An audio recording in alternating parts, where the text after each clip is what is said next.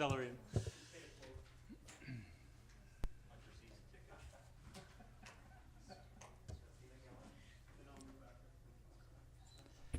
Good evening. I would like to call our regular council meeting on Monday, February 27th to order at 6 p.m. I'm Mayor McNeil Smith. Council members here in the chamber this evening on my far right, Councillor Duck, Councillor Duncan, Councillor Garnett. To my far left, Councillor Novick, Councillor O'Keefe, and Councillor Rentoul. Good evening to staff in attendance in the chamber this evening, and we may have staff joining us via Zoom. They will be introduced at the time that they speak. And good evening to members of the public, those here in attendance in the chamber, and to those who may be watching the live web stream or may be watching a recording of the meeting at a later date. I'd like to respectfully acknowledge that we are holding our meeting this evening in the territory of the Wasanish Nations. We express our gratitude for their stewardship of these lands and waters for millennia. Turning to approval of tonight's agenda, to improve the flow of tonight's meeting and give some priority to the public hearing on the White Birch Road proposed development, I recommend the following changes to the agenda. Number one, item 4B2 on the agenda is public participation for the draft strategic plan. We'll still have that public participation at that time, but we'll move our council discussion and consideration of approving the plan to item 13B. Item 13B in the published agenda is the draft financial plan, and that will become item 13C. We'll move item 5B, the Freedom of Information Bylaw Amendment, is we'll move that to item 6B to allow us to consider 6A, which is the White Birch Development Permit, immediately after 5A, the White Birch Zoning Bylaw Amendment. When we come to the White Birch public hearing, I'll explain basically the three sections in tonight's council meeting for that development. Since the agenda was published last Thursday, we've received 17 pieces of additional correspondence regarding the White Birch development. It has been received and it will be placed under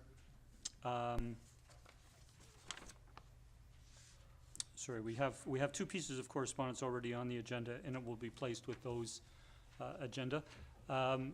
Council has received all of the correspondence and had the opportunity to review it prior to this evening's meeting. So with that, Council, I would look for a motion to approve the agenda as amended. I move the agenda be moved as amended. Second. Or accept as amended. Moved and seconded. Any discussion? Seeing none, I'll call a question. All in favor? Motion carries unanimous. Thank you. We'll next turn to public participation opportunities. Tonight, members of the public will have 4 separate opportunities to address Mayor and Council. There will be separate opportunities to speak to the draft financial plan and the draft strategic plan. And as mentioned earlier, there will be a formal public hearing for the proposed development at 2060 White Birch Road. The first opportunity is general public participation, where members of the public are invited to address Mayor and Council on any matter, and tonight other than the draft financial plan, the draft strategic plan, and the White Birch development. So first time, is anyone wishing to come forward to address Council in general public participation? Please come forward. If you can approach, there's a red button button to turn on the microphone, and we'd ask that you provide your name and municipality that you reside in, and you have the floor for 4 minutes. Just at the bottom there, ma'am. Should just be at the bottom there. There we go. Him? Okay. Barbara Russell, 2055A White Birch Road. Ma'am, are you speaking to the development this evening? Yes. Yeah, so we will be holding a formal public hearing. We have this other general purpose public participation if people want to speak to matters other than the White Birch development. Did not understand the other. No. You speak very fast because you know what you're saying and what you're speaking of. And you went general and you went 2060 and you were going on like a mad fart. And I'm sorry, I couldn't keep up. I'm taking that under advisement and will slow down. Thank you. I will participate when you tell me I. Thank you. Is there anyone I did see a hand if somebody's wishing to address council on White Birch as well. So anyone wanting to speak on matters other than White Birch and our draft financial plan and strategic plan? Good evening. So, good evening, Mayor and Council. Thank you for the opportunities to speak this evening. Though my topic and my suggestion... Sorry, Mr. Calveley, if you could provide your name and So, David Calveley, I'm actually a resident of Sydney. for the record, thank you. No problem.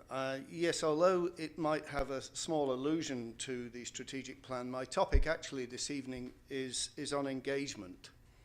And I came up because I wanted to congratulate and to thank Mayor McNeil Smith for taking the time to appear together with former Councillor Peter Wainwright on Radio Sydney recently.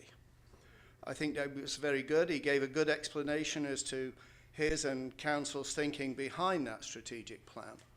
And I think it was a good idea to engage with the public because unfortunately the audience of Radio Sydney is regrettably small.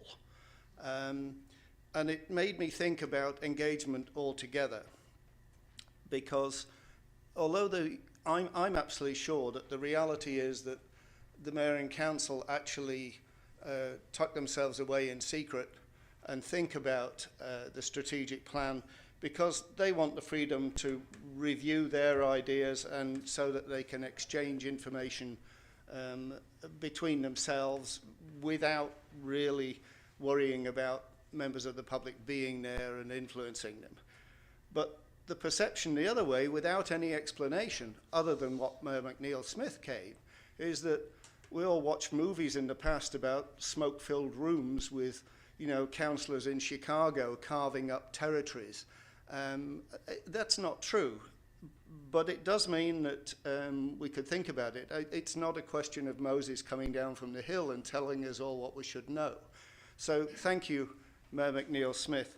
But I thought, how can that go forward? And I looked actually at the current strategic plan, not the one up front, so I'm still talking about last year, where item number 1 under engagement is build meaningful public engagement into all town initiatives. And that's actually been removed from the draft plan, probably because it's ongoing. So I thought, well, is it successful? Is it ongoing? Well, at the moment, there's one response to the new plan. So I'm going to close by suggesting that when you think of this draft plan, you actually add something that says, we want to organise a well-publicised open house at Mary Winspear, somewhere similar venue, at which the council review their current strategic thinking, maybe after you've done your secret meeting, and seek input from residents. And then to use the feedback obtained from that when you consider your priorities and your budget. But make it open so that we're not relying on Radio Sydney, and make that for the end of the year. Thank you. Thank you very much for your input this evening. I'll call for a second time anyone wishing to speak during general public participation. And for a third time, anyone wishing to speak? Seeing none, I'll close that portion. And so we'll now go to what we have on the agenda as a special public participation period for anyone wishing to address council on the draft financial plan. So we have had 2 previous meetings on the draft financial plan, and we wanted to provide this opportunity tonight. Good evening. Good evening, Mayor and members of Council. Dennis Carlsen here representing the Sidney Community Association. My comments tonight are very briefly regarding both the strategic plan and the preliminary budget, the staff report that's on your agenda tonight. In terms of the strategic plan, as noted a couple of minutes ago, we noticed that the public engagement strategy has been removed from the draft strategic plan. We are assuming that the addition of a manager of communications will mean that public engagement will continue to be an ongoing priority.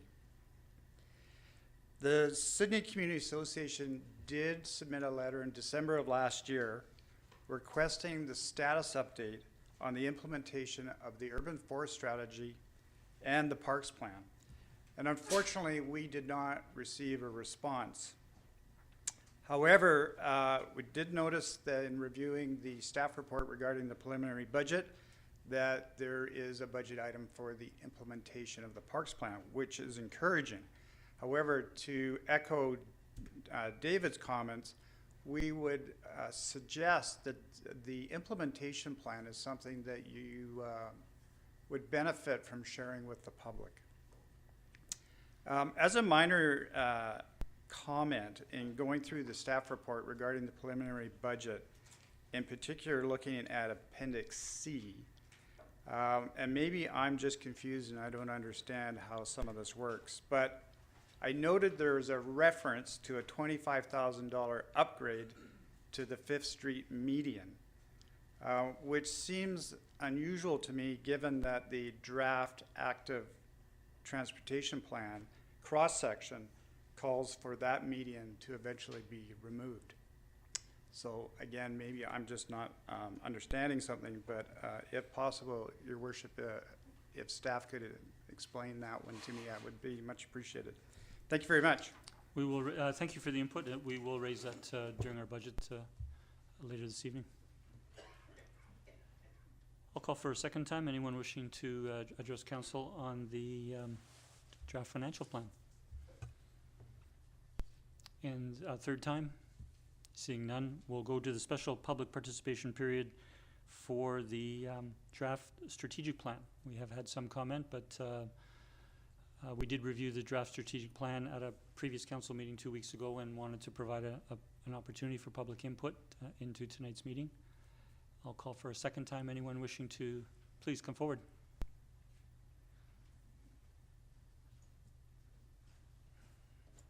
So, David Calveley, still at the moment a resident of Sydney. And I hope I'm not boring everybody this evening. But thank you again for the opportunity, specifically on the plan. I thought back to, we came to Sydney in 2007, and I've been attending council meetings and committees of the whole quite diligently for about the last 14 years. And I thought about some of the interesting ones. I mean, who could forget the Gateway proposal? Very few in this town. That was an exciting evening. The response to the sale of the old fire hall, where we all trekked across the road because we exploded out of this building. Maybe that wouldn't be so contentious these days because we now have an entertainment district and 2 breweries, which maybe softened the blow a little. So we could argue, okay, you know, that's good. There's not too much like that going around at the moment. But I remember one other infrastructure project that prompted a strong response. And that was the Beacon Wharf. And I remember standing on the shoreline down there by the wharf, and we know that there was a lengthy study of options there. And there was quite a strong public reaction. One could say it was hundreds of people. It was a large number of people who turned out more than once to talk about that. And it was a broad cross-section of Sydney residents. It wasn't a lunatic fringe waving banners down there. There was quite a few of us. And I think the council at that time, and the mayor has kindly thought of this council as being an extension of the last one, I think they struggled with how to respond to that. I mean, they made a proposal. Clearly, people didn't want it. You put a lot of work into it. You put a lot of effort into it. You spent a lot of money on the thing. And people didn't want it. And so what did we do? Or what did council do? Well, I don't think there was any sort of untoward attempt, but maybe it was a question of, well, let's defer it and delay it.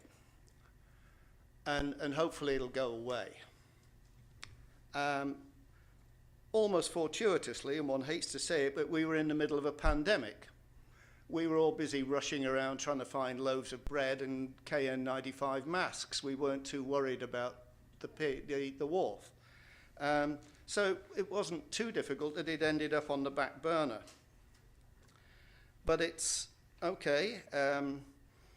It's now in the current draft budget, and I'm sorry if I should have stood up in the previous one and mentioned that, but it's in that draft budget as, once again, let's do an engineering study and decide where we're going.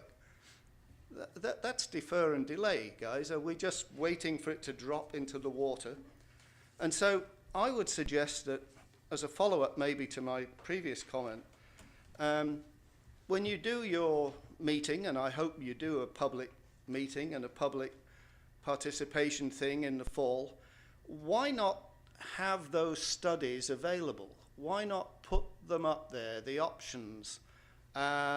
Maybe not the one that was rejected, because that's not around, and engage with the public once again. Talk to them. Maybe Beacon Wharf's a non-issue.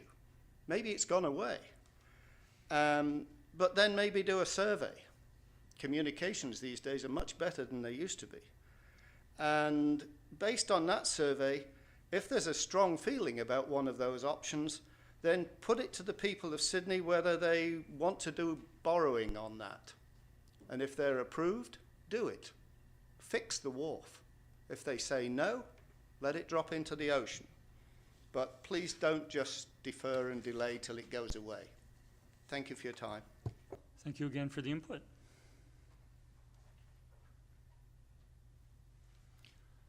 I'll call for a last time if anyone's wishing to address council. Seeing none, I'll close our public participation, regular public participation opportunities. And I'll now turn to item 4C1, this evening's public hearing. I'd like to begin by reading a brief statement about how we conduct our public hearings. I will then ask Mr. Humble, our CAO, to read the public hearing notice, and then I will open the floor to speakers. Public hearings are a statutory requirement under the Local Government Act for amendments to the official community plan bylaw or amendments to our zoning bylaw. Tonight's public hearing is being held because Council is considering an application for an amendment to our zoning bylaw. Public hearings are an opportunity for any person who believes their interest is affected to present their views to Council or to provide written submissions to Council. There is no limit on the length of time a person may speak, and a person may speak more than once if they wish. Council welcomes input from speakers, and our role during the public hearing is to listen, have an open mind, and when the speaker is finished, to possibly ask questions for clarification. Our role is not to challenge speakers on what they say, and is not to debate with speakers on their points. Written submissions have been copied and circulated to Council. We will not read them aloud. Letter writers may read their submissions, but with the knowledge that Council has received and read them. Once the public hearing is closed, Council must not receive any new additional information other than to clarify issues raised during the public hearing. Council will deliberate and make a decision under the bylaws section on the agenda, which will immediately follow the public hearing. I would now like to ask Mr. Humble to please read the public hearing notice. Mr. Humble. Thank you, Mr. Mayor. So this is the notice of public hearing regarding bylaw number 2247. And it reads as follows. The Council of the Town of Sydney will hold a public hearing on Monday, February 27th, 2023 at 6 p.m. to allow the public to make verbal or written representation to Council with respect to a proposed amendment to zoning bylaw number 2015 to amend the Comprehensive Development Zone 37 by changing the method of calculating residential density, increasing the maximum lot coverage, and decreasing the minimum rear setback. A staff report that provides more information on the proposal and zoning bylaw number 2015 was made available on the town's website at www.sydney.ca. All persons who believe that their property is affected by the proposed amending bylaws will be afforded a reasonable opportunity to be heard or to present written submissions respecting matters contained in the bylaws at the public hearing to be held at the Sydney Town Hall. The town encourages residents to submit their support or opposition in writing to admin@sydney.ca or participate in the meeting in person. The meeting is open to the public and all members of the community are welcome to attend. The public will also be able to follow via a live stream of the council meeting by visiting the town's website. Written comments could be submitted until 4 p.m. on Monday, February 27th. And these could be submitted via email, regular mail, or dropped in the drop box at the main front entrance of the town hall. All correspondence submitted forms part of the public record and may be published in a meeting agenda. Copies of the proposed bylaw, as well as all background documentation, were available for inspection from February 14th to February 27th at Sidney Town Hall. Also included in the notice is a map description of the subject site, as well as the civic address and legal description for the property. Thank you. Thank you, Mr. Humble. And again, just before opening the public hearing, I just want to clarify with members of the public or those listening in that it's a multi-stage process this evening. We are holding this public hearing because of zoning amendment application to the zoning bylaw for that property. When we conclude that, we will then consider the third reading and possibly adoption of those bylaw amendments. So council will deliberate specifically after the public hearing is closed on those bylaw amendments and whether to amend the bylaw. We will then, after that, go to the next item on the agenda, which is to consider the variance request, which is separate from the zoning bylaw changes, and possible approval of the development permit itself.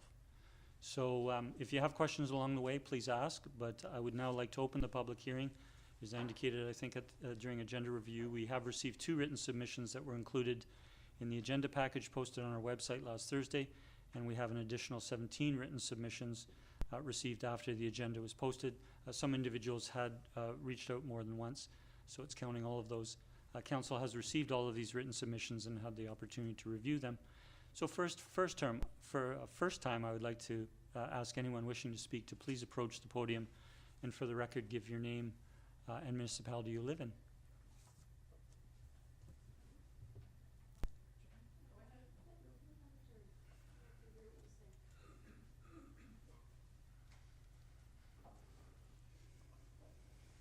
Good evening. Gary Marshall, 2 R's, and I live at number 92056 White Birch Road, which is in the complex. I would like to address the Planning Commission's leaving out in their recommendations that the land strata that has 2 exits on White Birch Road, and they haven't counted the number of residents. It's 208 on White Birch Road, and then we have 63 berths, of which some are occupied.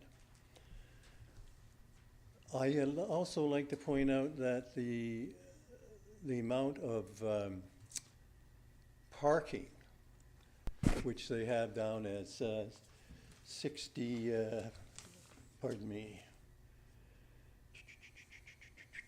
where is it here? 32 parking places for the marina. We have had that marina full and people parking up our driveway, and they always park up on the road too. The road is only a couple of 100 yards long. It's at the end, it goes down to a lane, and when the people park their cars out in front of their place, because some of them have 2, it takes it down a lane. There should not be any more. I really question the zoning. I think it was rezoned in 2007, and that's 16 years ago. And I think the zoning should go back to marina and do it. This is the 3rd time that we have had developers buy it and then try and bring it in. The other 2 didn't fly. The other thing I want to point out is the geological. We had a geologist that lived in the place behind us, and he is sure that I think he's passed now. He was quite old, but that it's fill in there. And if you come into our building, and I'll take you down the hallway to my suite, the hallway is like that. The building has settled. And I think that they should take that into consideration. Did they do a geological thing? The other thing I'd like to point out is the survey. They, when I first moved in, one of the older gentlemen, he was the first one to go in there. He asked me to come out, and he showed me the survey pin in the parking lot down by the water, where there's that little jig that goes down and jigs into the water. And he says, that's our survey post there. Well, since then, they came along and paved over a little bit and included that pin. So I kind of feel that we should have a survey done on that, and just done there, yeah. We also have easements for all the utilities that run up the property. Between the two of us, we have easements. We have a driveway easement, and that's it. But there's 63 residents. That's over 100 people, and the cars to go with it, and a short road. It's a lane. It's not really a road at the end, and it's just too many. Let's see. Okay, third time people are trying to get it to be read. 2 unsuccessful geological tests. Right of way.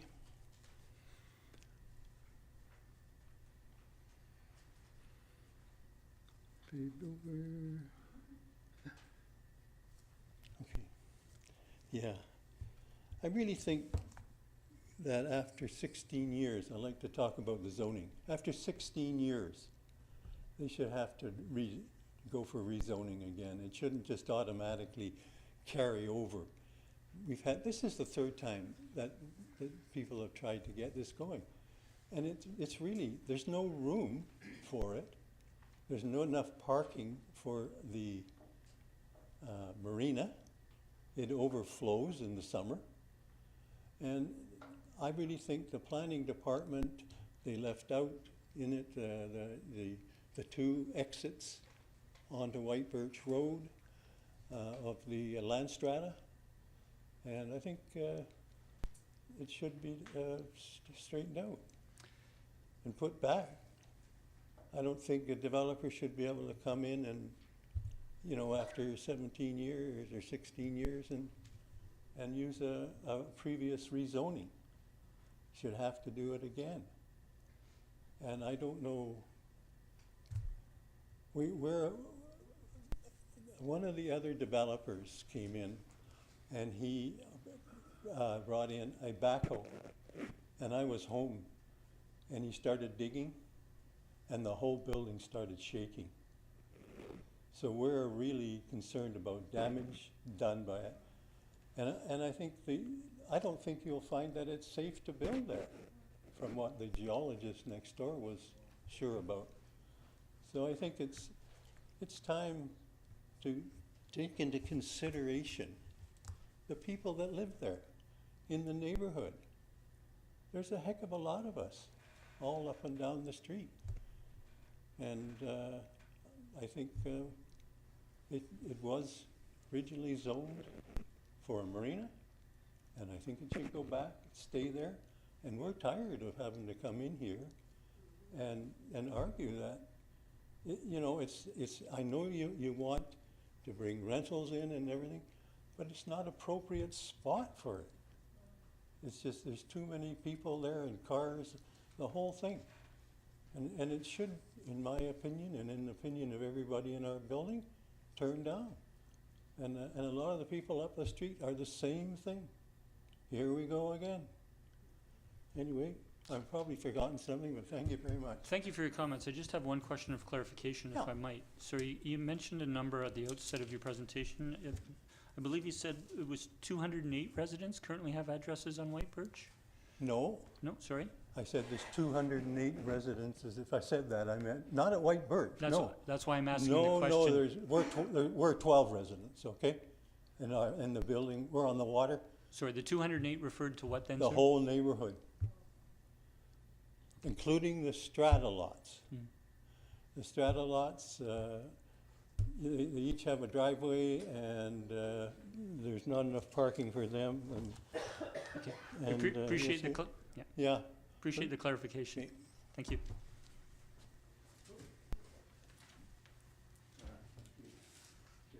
Next person would like to come forward? Please provide your name Again? and please, for the Bar- record. Barbara Russell, I live in Sydney. Do you want my address? No, that's great. Okay. So there's so many things to think about at this point, and as he said, this is our third go-round. Some of the other previous developers have said they're gonna blast out and go underground for parking, which I presume these new developers are planning to do. And they said, they even got passed around papers to all of us saying, please check your premises now and all your buildings in our strata to see where there's any cracks now, so that when new cracks develop from the blasting, then we will have to deal with that at that time. Sorry, kids, we're old. We don't want to do that crap. That's what you guys should be doing to figure out, is it safe? Is it going to damage all the strata properties around? Do we all have to hire people to come in to see if our walls have any cracks anywhere, or our ceilings have anything, you know, anything detrimental, the stucco coming down or whatever? That's not our job. That's your job, and you should be doing it, and it should have been done in the previous presentation and the previous one before that. Going back, I've been there 17 years now, and this is all I've been doing, is fighting this stuff. Now the traffic. I wrote it down on a paper, you guys got it a while ago, telling you, and so you put this nice little strip across the road to see what the traffic was on there. And the developer knew that. And so all of a sudden, there was no parking in the marina. All of a sudden, all the motorhomes were gone. Everybody was gone from there to make it look like, oh no, there's nobody going up and down the road. Maybe just a few cars in the course of a day. BS. Sorry, doesn't fly. So when 63 units get in there, and by the way, they're rentals, they're one-year leases. So we've got 1 bedroom, 2 bedroom, and 3 bedroom, overlooking water. You cannot tell me that you are going to be helping the renters in Sydney, the average renter, to go live in that property. Because when I asked what they were going to charge, I was told, well, we can't possibly tell you right now. It'll be depending on what the market will bear at that time. What I do know, if Grandma and Grandpa comes out for 8, 9 months, a year, there's going to be Susie Cream Cheese and her family, and son Billy, and they're all going to bring their families, and there's no adequate parking for guest parking there. I have been told by your people in 5 different places I've called that when I refer to it as a restaurant, as you guys have in this paper, they said, oh, no, call it a cafe. It's just a little cafe. That's supposed to make me feel better. But the little cafe has a place for 20 people to sit. So I said, and what about the parking for this little cafe? Well, there's 5 for that cafe for 20 seats. And then I phoned another place in here, and they said, well, no, there's only 3 spots. But the 3 spots that are vacant is for anybody that comes in. So when Susie Cream Cheese or the other brother comes and they bring their family, and there's 3 spots, and then there's for the restaurant. Now the developer fed me the crap that everybody that's coming to our restaurant, they'll all be walking in the neighborhood. Funny, isn't it? Yes, they're all going to be walking. Well, guys, they're not, because even if they're coming down there to meet their friend Bob for a cup of coffee, they may have their automobile there so they can come into Sydney to do their banking and their grocery shopping after. Where are they going to park? We've already gone through supreme hell in what was, when I bought in there, a lane. The signs were designated lane, have very swiftly been changed by council to be a road, which is cute. It's still the lane. It still has people walking their dogs. It still has people on bicycles. It still has motor scooters. It still has the kids from school walking up and down. It's still a lane. I don't care what the name is you put on it. And the parking on either side is going to cause one hell of a problem for us. When this was going on before, when we have an election or anything at the school, we couldn't even get out of our driveway in our complex because they parked wherever. They're going to park up on the grass in the front of it. because you haven't accommodated for any of that. Now we're gonna have a circle at the end, and the mailbox that we fought so GD hard to put there is going to be moved to wherever you guys deem it to be the next responsible place for it to go. So now we won't have our mailbox there because it's a circle, and nobody is supposed to stop in the circle. Well, what's cute about that is, right now it's a dead end, but they're parking all over the grass whenever they friggin' want. All the people coming to do work are all lined up there and parked. The post office lady had to walk to get to the box because there were so many vehicles there when they're doing maintenance on any of the stuff, any of the gardening, any of that stuff. So that's all full. But now we're gonna have a circle, and it's gonna go into what I presume, from reading this little tiny, trying to read this little tiny print on my computer, some parking stalls there and a road going in there. Now, well and good, but is there enough? Because when you're going 63 units, how many people are in there? And as I said to the developer, I beg to say, how many rich people coming to rent those places overlooking the water, may have their boat on the water, are going to go down and stand down there to catch a bus. If they come here, they're going to be renting a car if they don't bring their car. I mean, guys, wake up. This is not going to work. This is a little tiny neighborhood of many, many people using that road, not just for vehicles. We have motorcycles going down there, blasting their way. I have the luxury of having two beautiful windows that I sit in my kitchen or when I'm working there, and I see the fisticuffs rolling out the window. You did this. You should have turned. You should have let me know. And then there's the hedge from the place across from me, and because it was a lane, their hedge is on the lane, and so now they can't see coming down, they can't see coming up from White Birch the other way, and so now they're meeting at the road, and sometimes it gets, well, it's a lot of fun for me. It's really quite entertaining. So you haven't taken any of that into consideration doing this. Now, why do we have a plan for our town, and then we have a paper full of amendments to every part of it, to allow this developer to put more humans in than should be there, to put more setbacks or whatever that they should, and all of those things. So why do we have a plan if it's meaningless? It seems to have been forgotten because we really need those rental spaces. But that rental space is not for the average Joe wanting to move to Sydney that's going to be working over, maybe driving a truck for Amazon. That's not who's going to be in there. And if they're one-year leases, who's going to take on a one-year lease if they're wanting to work down there, any one of our places in town? They can't, because there's no reason for them to do that. And the cost is going to be prohibited. Another beef I have, and it doesn't even concern me, the people who have their homes living on the water have on the side a very convenient small little trailer set up. Because as one guy said to me, Sorry, just ma'am, is this relating to the development? This sure. point you're making So now? they're taking it out.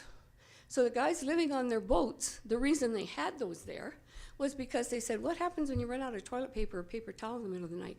You're going to get out and go to the store? Or what happens if, or what happens if? And so they all had these nice little units set up, didn't bug us any, and I would see them come home from Costco or whatever, and I'd be out talking with them, and they're filling it up. I said, what's going to happen when this disappears? I don't know what we're going to do. I don't know how we're going to make it. So has that been allocated in any of these wonderful plans for these people? The one lady on the marina, when we had our meeting, was so excited to think that there was a restaurant coming, because the people living on the water, that would be fun. And for her, I don't know what she was smoking, but she was so excited, she just kept asking the developer, will you make sure that they're going to sell hot dogs and coffee? I'm really looking forward to hot dogs. So guys, I don't know what kind of comments you're getting from anywhere, but I don't think this is thought out very good. And I still can't figure out, where are the setbacks? You talk about something on the roof here. You mean they go up to the roof? They're going to be on top of the roof, having accommodation, not accommodations, but barbecues or whatever up on the roof? What does that actually mean? Your 4 stories going up here. I know the people in the complex, I don't know, what are you guys, 20, 40? 2040, yeah. a lot of them along there, the previous times we've been up here arguing, by going, and I don't know, they were going 3 stories then, now you've gone to 4, and evidently a rooftop of something. They said, we don't get any sun now, hardly any sun. It's quite dark, and it's going to really be dark when you go up 4 stories. So now what are they supposed to do? Sorry, kids, we re-amended everything. You got some work to do on that project. It is not ready for there. It is not going to serve the purpose I think the town was thinking it would with rental accommodations, because it's not. And you don't have enough parking, and the street is not wide enough to participate in what you guys are thinking of doing to it.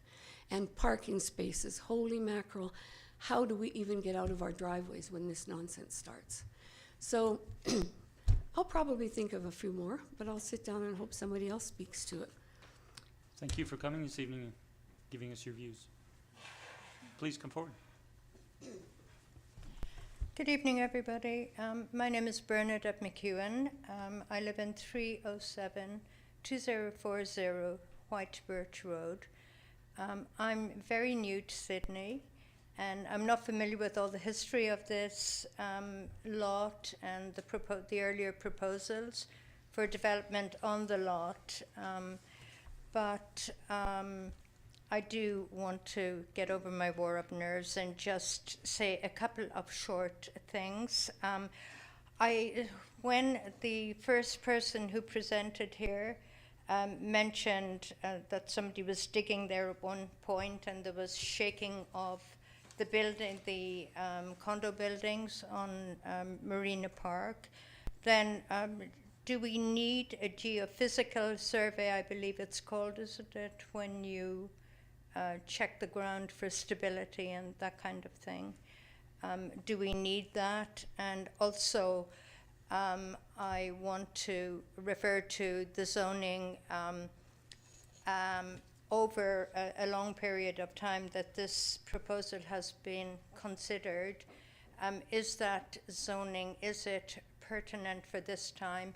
And I don't know what earlier proposals were as to the number of units that were proposed or the type of unit that was proposed, but looking at that lot, I do feel that 63 units seems like a very large amount of units for that small place. And I also echo what people have been saying about that. Is a very, very narrow road. It's going to be horrendous with construction when that starts, and there's just going to be a lot more traffic.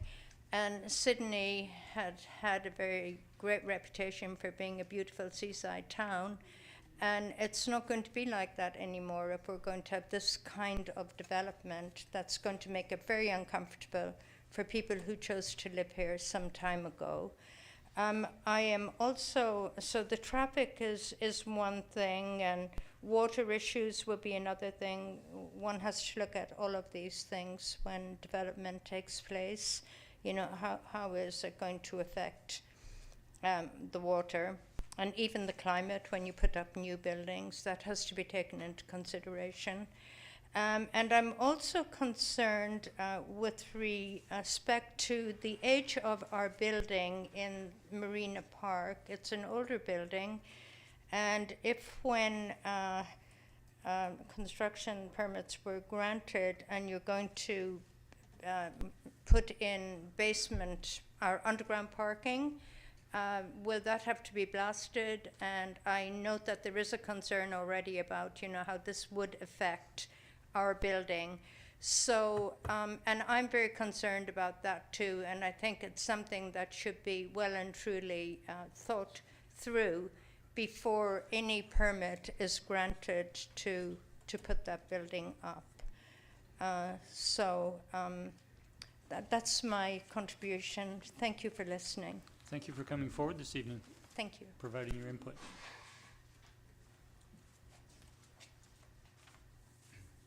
Good evening. Hello, I'm Kathy Onker, and I have written a letter to you, but I do want to make some additional points. I live in 302-2040, White Birch Road. I do want to point out that my building, as opposed to the next building, 2050, has no basement, and as such has already settled substantially. So if there is blasting, I'm sure there is absolutely an opportunity to shake the core of that building. We've had to have the floor replaced in the lobby because it is uneven, and there have been floor issues already without any type of blasting. What I would like to say tonight is I think it is very important to participate in these type of events, and I have participated in the town planning session, and I have answered many surveys for the town of Sidney. And in participating in those surveys 2 years ago and also reading the active development plan, saw no mention of this development. And at the time when we were having these conversations, shortly after the active development plan, there was a request to put a dog park in Resthaven Park. There was a notice. So there's all kinds of ideas for our end of Sidney, of which most of you do not reside. But most of us reside out there because we want to live out by the water in a very quiet space. Now, you need to come out and count the 75 boats that are out there right now. That is the floating boats, not the ones at the marina. So I have written to the town before to ask where the sewage is going. So that issue hasn't been dealt with. So you have 75 boats on mooring balls out there between Van Isle and Cheseum Haven, or whatever the case may be. You also have very little green space, and I've written about this before, except for Resthaven Park, for all of us individuals who live in condos and the new development, with the exception of the piece directly behind. There is no substantive amount of green space for 63 additional units, nor for everybody else that lives on Resthaven, with the exception of the small little plots of land they might have before you walk out to the little island. There are 80 owners in 2040 and 2050 White Birch. And as owners of stratas in the town of Sidney who pay taxes, we deserve some consideration over 63 rental units constructed by a developer who wants to make profit. We need your look to understand what you will be doing to our neighborhood when you go out there to make changes.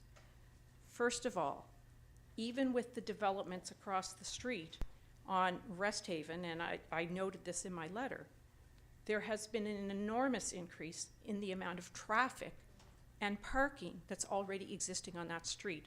Plus, there's much more use of Resthaven Park and the walkways around. So that is very noticeable to us who already live out there.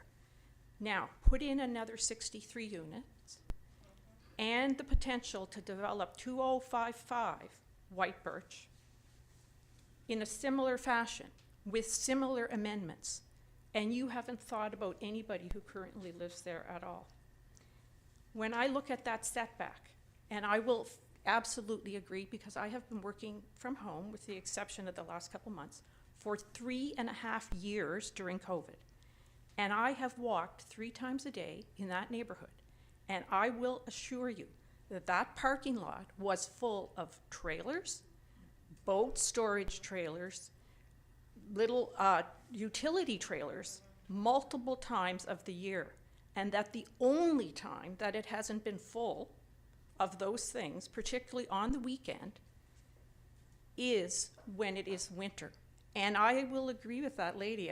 When that stick was put down, that parking lot cleaned right up very fast. I know, and you know as well, that that is not a full-size roadway on the back of 2040, and yet your developer is asking for a meter setback, which means there'll be an extra 4 feet closer to 2040 than if you didn't approve this. So that setback is going to make that building be closer to ours on what is not even an existing roadway. So I don't think you've carefully thought that through. You haven't thought through how people will be reduced in a reduced safety mode coming from Resthaven Park when there's no sidewalk, because I read the active transportation plan and there's no sidewalk plan for White Birch. Not that I could see, unless you've made some changes over the weekend. So the sidewalk on White Birch ends. And then there's a walk along that little circle to go into that pathway down by the tennis court. And there is no plan to put a sidewalk in. So what we have here is we have a developer who wants to put 63 units into a space where it already there is an overcrowding with boat, trailers, accessories, etc. When I looked at the restaurant, and I sent an email to council later in the day, the restaurant said class 1 or class 2. And I sent an email asking what the town of Sydney's definition of class 1 and class 2 was, and I did not get a response. So I looked up Vancouver's. And Vancouver's class 1 restaurant was no limit on number of live entertainers, okay? No dancing, amplified music, etc.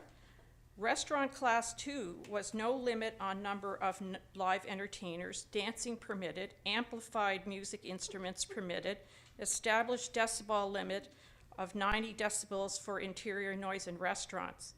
So I'm not sure what the town's definition is, but I would like to see those before you suggest making these bylaw amendments. That doesn't seem fair to us. I object in every way to having a cafe put there for a whole variety of reasons outside of this decibel issue.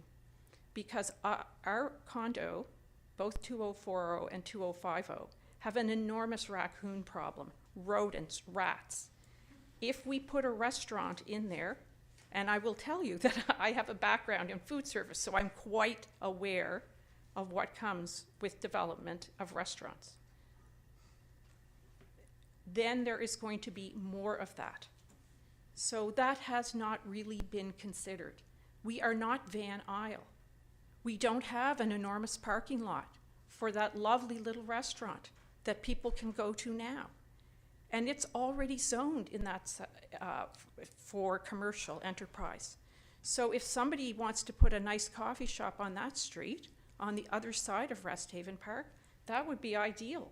But it's not a good idea down in our little corner of the world where it was very quiet and it has the potential to have a total change of atmosphere for all of us who live down there. So not only 2040 and 2050, but 2056, and potentially all the other people that are living off of Resthaven. I would invite all the council members to come do a walkabout, so you really understand the issues that people are bringing to your attention. Walk around Resthaven Park, walk up and down the street, and see how crowded that street is now, Resthaven, with the current development. White Birch is a very short street. There have been lots of traffic and people parking and even leaving vehicles for the ferry, because there's a sign up now, no more than 24 hours, on that street on a regular basis. The access, if you look at the development plan, to some of that underground parking is from the narrow lane that you're proposing. So this has not been thought through well. It has been favoring the developer with not enough attention to the residents who live there and pay taxes in this town.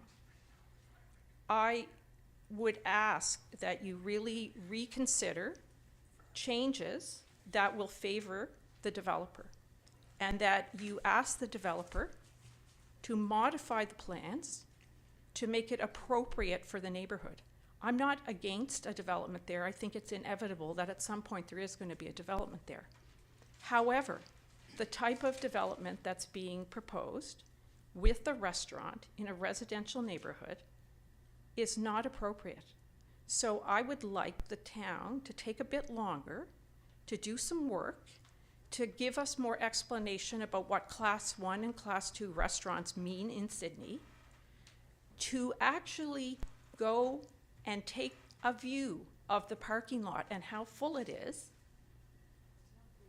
No, it's not full now, I agree. In the spring, when people start coming on the long weekends with their vehicles, their trailers, and everything else. If that is developed the way it is, set out, then we will have those people all over the street, all over McDonald Park Road, because there will be no place for all those vehicles and trailers and et cetera to park. So again, I'm not against the development, because I think there needs to be a development there. I agree, it's not of benefit. We would benefit from more low rental housing being put there, not rental units for people who are coming in seasonally. But you have not considered the 75 non-moored boats in the water, the people that are living at the marina right now, the 80 of us that are owners in the next complex over, and the surrounding neighbors as well. I think that you have not really thought this development through, that you have been so anxious to increase the rental housing in Sydney that you have not actually considered the impact on all of the residents. And I would ask Town Council to take a breather, to actually go out and walk around in the neighborhood to get an understanding of what the situation currently is. And ask yourself if we really need a commercial development in that area. I can walk to Tuseum Harbor or over to Van Isle Marina in 5 minutes. That little strip has a restaurant on it. It could have a coffee shop. It could have all kinds of things. And it's already zoned that commercial zoning. So I would please, please implore council to not make a short-sighted decision, to really consider the impact that you are having on residents, not renters and not developers, because we are the people that pay the town of Sydney taxes. And we expect services, and we expect to be treated equally to everyone who lives right in around the core. And I don't think you've done your due diligence. So I'm going to ask you to not amend the bylaw tonight and to go back and have further consideration of it. Thank you. Thank you for coming forward. We appreciate you taking the time.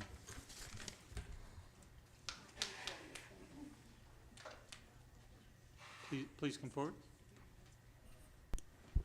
Good evening. Hi, I'm Louise Sodden. I live at 2056 White Birch Road. So we're right adjacent. We share a property line with the new development that's being planned. Echoing a lot that's already been said, traffic, yes, is going to be an issue. Excavation, I think something has to be looked at first before there's any kind of blasting or drilling or anything.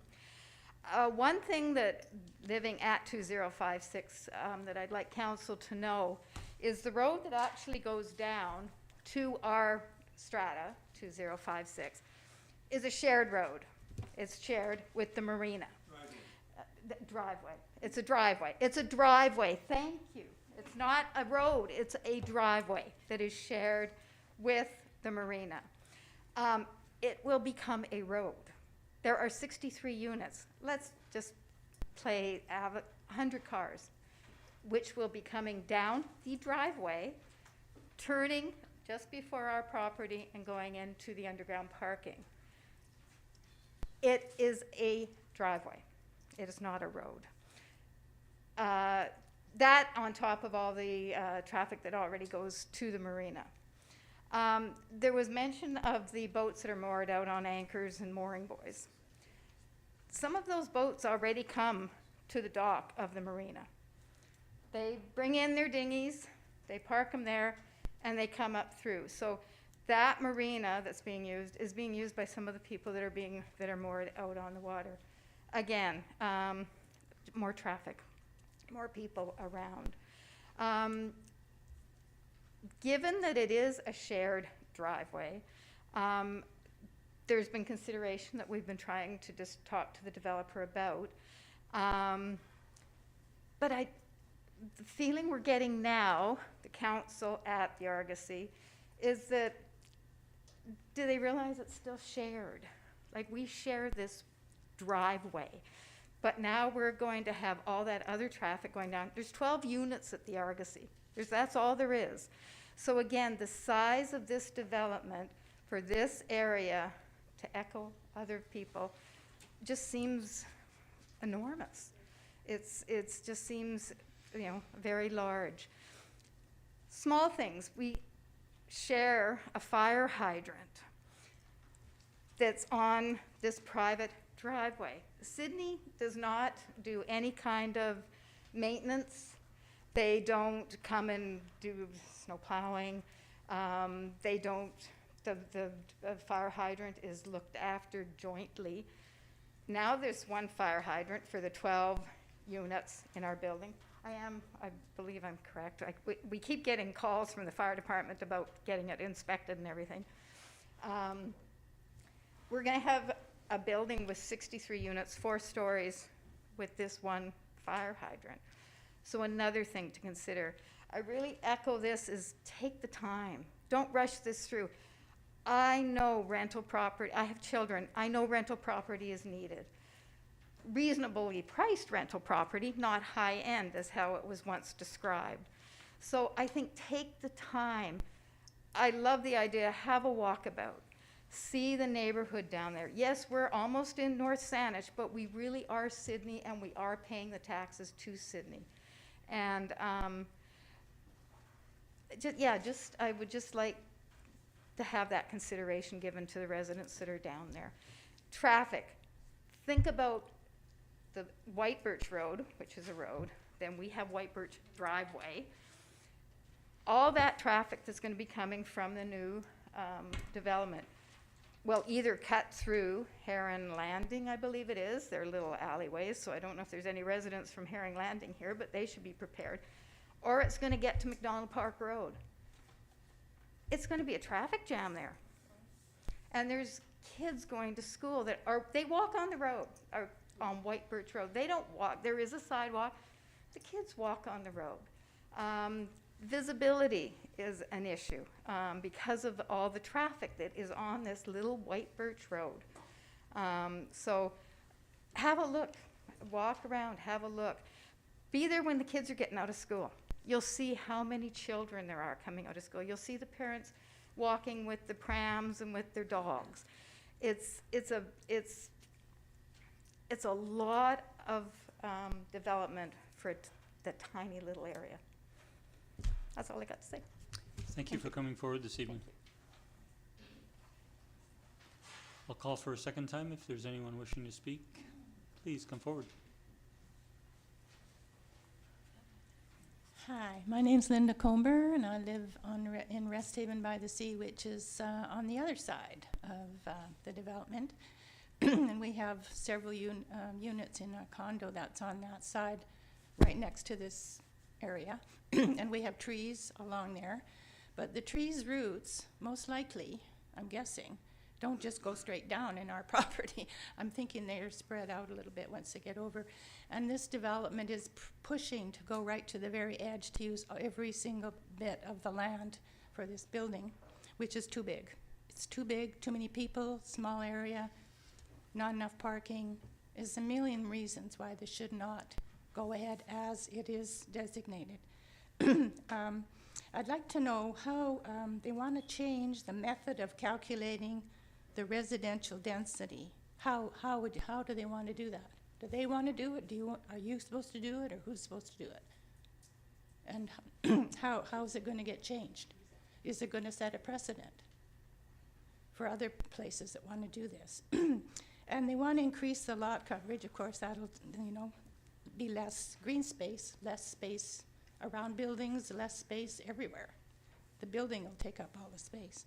And decrease the minimum rear setback. We got this little notice, I don't know if anybody in our building, we didn't even know where the rear is on the picture. It doesn't, we're not sure where the rear is, but if the rear is that little tiny bit at where the water is, how can you, I mean, they want to take it closer to the water? Is that the idea? I don't understand. What they want to do is decrease the rear setback. The parking's going to be terrible, the traffic's going to be terrible. There's, what about the people coming to the restaurant, the people visiting, the people? There's no parking now on Rest Haven half the time with the fishermen's parking all along the curve there. It's really bad. It's just not the right size. It might be the right place, but it's too big. And I think they've got to go back to the drawing board and accommodate all these problems that people have brought up. Thanks all. Thank you very much for coming forward. I'll call for a last time if there's anyone wishing to come forward to speak to the White Birch. Clarification, please. Yes? What is the back of the property and what is the front of the property? Yep. No, thank you for the question. We've noted that, and during when we're speaking, we will hopefully provide answers to the several questions that have arisen this evening. Thank you. Thank you, Mayor and Council. My name is Mark Lindholm. I'm the president of the Marina Park Marina Ltd., which is the current owner of the property. Been the owner of the property since 2013. I'd like to just address some of the matters that have been raised by in the public portion of this meeting tonight to allay, I hope, some of the misunderstandings that clearly some of our neighbors have. First off, the parking on White Birch is not us. Never has been us. It's not us. Our parking, one of the reasons we're here seeking redevelopment is because we have an enormous parking lot. Our patrons are not parking on White Birch Road, I can assure you. Well, Okay. anyway, I'm not here to argue with the public either, but the fact of the matter is we have excessive parking. We don't have our people parking on the street. Sorry, if I can just interject for a moment. I would ask the members of the public from all sides just to respect and allow the gentleman to speak as we did for yourself. During a public hearing, you do have the opportunity to speak for a second time. When you are coming forward, you're addressing mayor and council. You're not speaking to other individuals in the room. So just, request that courtesy of each other this evening. Thank you. Yeah, we've also heard from our neighbors concern about geotechnical issues. I'm sure council is aware that in order for us to undertake any kind of development or excavation on that site, geotechnical surveys will be done and all geophysical aspects will be established. Regrettably, if our neighbor's property is subsiding in some way, that's not on us. That's perhaps in the matter in which that building was constructed, not us. Furthermore, ours is not really underground parking. It's under building parking. So the excavation is going to be very shallow. We're not anticipating lots of drilling and blasting and giant excavation. It's not truly underground. We're not going down 12 feet. We're going down 3 feet. So it's really not, that's not an issue. Some of our neighbors have indicated that somehow we've surreptitiously removed motorhomes or trailers or so on from our parking lot. That is not so. We have allowed over the years people to park their RVs there, typically people who are patrons of our marina already, for short periods of time whilst they're ready for themselves for the trip south and so on. We certainly are in a position now, if we get the approvals and to proceed, that yes, the storage trailers that some of our patrons use as storage will have to depart. They're well aware of that. People are finding alternative places for their storage trailers. The fact that we have storage trailers on that location is an example of the fact that we have excess land. There's no other marina that can provide that other than Canoe Cove because they have excess land. But typically if you go to Van Isle or to Cedar Grove or to Royal Victoria Yacht Club in Seaham Harbor or Westport and so on, you won't see that. Westport might be an exception because they actually have quite a bit of excess land too. With respect to parking, yes, we agree that there is not going to be an enormous number of parking stalls, but I think we all can agree that the way councils are going, Southern Vancouver Island is, we're not designing development for cars, we're designing it for people. So there is fewer parking spots than perhaps would have been the case in the 1960s, 70s, or so on. We grant that. However, in our experience, a lot of people in rental accommodation don't even own a car. Have an electric bicycle, might have a scooter, might have any number of things, but not necessarily a car. So yes, parking may be tighter now with the new development there than it is current, but it will not be offside. We are meeting the bylaws in every respect in terms of the number of parking stalls being provided.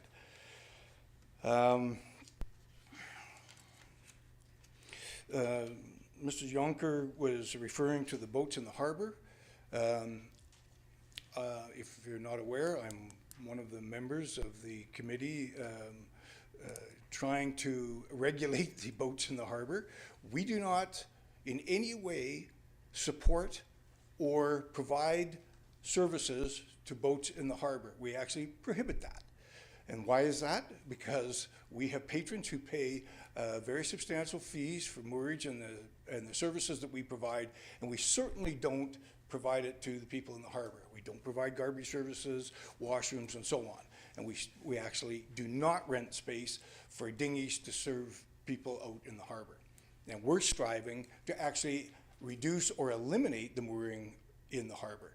It should be anchorages for traveling boats, not for people trying to avoid the cost of a marina or providing some kind of social housing. And this council, of all of them, knows very well the difficulties associated with Lilienhofer Park until recently with that kind of mooring. We don't support that in any way. With respect to green space, I just remind you, Lilienhofer Park, the high school, McDonald Park next door to us, there's a lot of green space in the immediate area. Is there enough? Well, that's a matter for debate, I suppose. But there is lots of available park space or green space, including the high school. There also seems to be a tendency in public hearings for everybody to suggest that developers are evil, profit-making, filth. That is not the case. We're actually marina operators who happen to have excess land on which we want to put a residential rental building. To me, that's not a negative thing. So our ambition is to build a fine product that Sidney will be proud of and that we'll be proud of and will be there for a long term. Our expectation is to continue to hold the property for the long term. It'll be our investment and we want to do a fine product. With respect to the cafe, I just want to remind you that that was a suggested amenity by the planning staff. We did not propose that. That was a suggested amenity that the planning staff suggested might be advantageous to have a little bit of liveliness, a place for the locals to go, to have residential rental people having their kind of own little living room and so on. So we said, fine, we'll incorporate that in the plan. Provided, however, if it doesn't work out, we'd like to put it into a residential unit. So the concerns that our neighbors have about us, running a nightclub or blasting music is completely offside. That is, we have no interest in that whatsoever.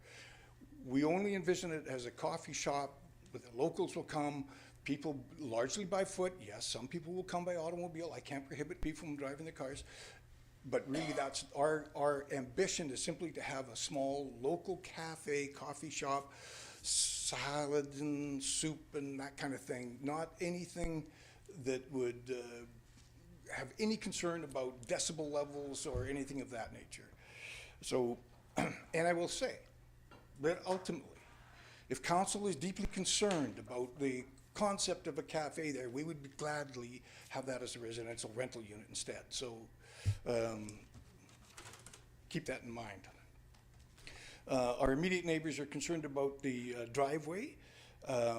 which they say is a shared road, which is correct. It's a shared easement driveway, and it's an easement for the passage of motor vehicles and for utility services. That doesn't change. The driveway is not changing. The size of it is commensurate with White Birch Road, the paved portions of White Birch Road, travel portions. So there's no difficulty with vehicles entering or exit, as our friends have already noted.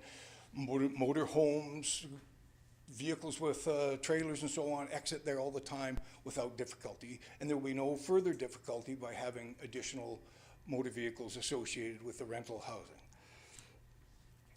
With respect to the shared fire hydrant, technically it's not shared. It's actually owned by us. It's our private fire hydrant on our property. We have no objection, of course, to the fire department using it to fight a fire at our neighbor's property, of course, but the municipality isn't called upon to maintain it. We maintain it, and we do maintain it. Now, I confess that some years ago there was some question about who was to maintain it and so on. I established with the fire department that it was our fire hydrant on our property. We maintain it. It's not the only one. There's another one on White Birch Road, right at the edge of the shared driveway. So there's 2 fire hydrants in that immediate area. So fire protection is not an issue, never has been.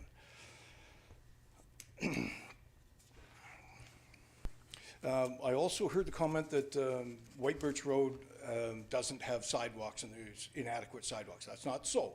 As a result of the development of the former high school site, there is now continuous sidewalk down from Resthaven to the edge of our property. In our proposal, we've already suggested that we would produce the cul-de-sac at the end of White Birch Road, which will have continuous sidewalk, will then flow through to the adjacent park property. So there are sidewalks, there will be sidewalks. People will use sidewalks. If Mr. and Mrs. Glotz walking their dog wishes to walk on White Birch Road instead of the sidewalk, I can't deal with that, but the sidewalk will be there. With respect to parking on White Birch Road, currently, we don't have anybody parking on White Birch Road. In the future, there might be more. That's a matter that can be dealt with by City Council with signage or whatever, however you want to deal with that. With respect to our other easterly neighbors, I'm sorry, I didn't catch her name, but she was concerned about the trees on the east boundary. It's true, the trees on the east boundary are on their property. They're responsible for them. But the fact of the matter is we're not doing any development on that side. That's going to continue to be parking, so we're not affecting that in any way. So I don't know what the concern is there. Okay, so those are the points that I heard that needed to be addressed. If there's anything else you'd like to ask of me, I'd be glad to do so. We appreciate you coming forward during a public hearing. We do not ask, we may ask questions for clarification, but thank you very much. Yeah. I always enjoy listening to a developer spin. Ma'am, if you could speak to your points Okay, my point is and this. address Mayor and Council. There has been, of course, right now, he's talking about right now. Right now, it's very different. There has been vehicles parked there because they're going to the marina. So there has been parking all along there. There has also been, perhaps you should also, he talked about a geo survey done after to see whether they can go under or whether they can blast or whatever they have to do. Should that not be part of what happens before he does that? And so, before you decide that it's okay to go ahead and then find out he can't? And then I sort of felt like a bit of a hostage there with, well, if you don't want the restaurant, we can put some more rental units in there. If not, we'll keep the restaurant, whichever way you want to go. Kind of felt like a bit of a hostage there. Do I want more than 63 units? Or do I want a restaurant? I didn't like the presentation, but I wasn't fond of it the first time I ever heard it. But there's a few things in there that I'm hoping you guys will get past the developer's languaging and really, really look at it from the people that live there. Because we'd like to stay there, and we'd like it to be less than chaotic. Thank you. If you could state your name again, I Yes. appreciate this is being recorded, so. Okay. Thank you. Thank you, Mayor and Council. Bernadette McEwen, 307-2040 White Birch Road. I am really concerned about the traffic. I spoke to two people in the city today about traffic and traffic on Resthaven Road because I had an experience about this, and I've noticed that people on Resthaven are pulling their wing mirrors in to avoid being clipped, and I clipped my mirror and another person's wing mirror because of the narrowness of the road. So I won't get off the subject of White Birch, but if that's happening on Resthaven and 3rd Street, what's it going to be like on White Birch Road? It's a very, very narrow road, and we really, really do have to take this into consideration. I appeal to the council to really think about this for, you know, the betterment of the town of Sydney and to keep it the lovely place that it has been over the years. So I'm appealing to you to really think carefully about this. The other thing that I would like to talk about is if there has to be any blasting, because it does say underground parking in here, and 3 feet down isn't going to give us a lot of room to put cars, so I think it's going to be more than that. But where I lived before, if there was any blasting to be done when another person was developing, we had to have geotechnical surveys done, and everybody had to agree to the blasting before any blasting was allowed. Now, I don't know what you do here in the town of Sydney, but I thought I would just bring that up because it makes sense to me. And with that particular building, the Marina Park building, it's an older building, and I think that we really ought to consider that very carefully before blasting. So thank you. That's what I have to add now. Thank you so much. Thank you for coming forward a second time. Hi there, I'm Kathy Onker. I'm back again to rebut a couple of the developer's points.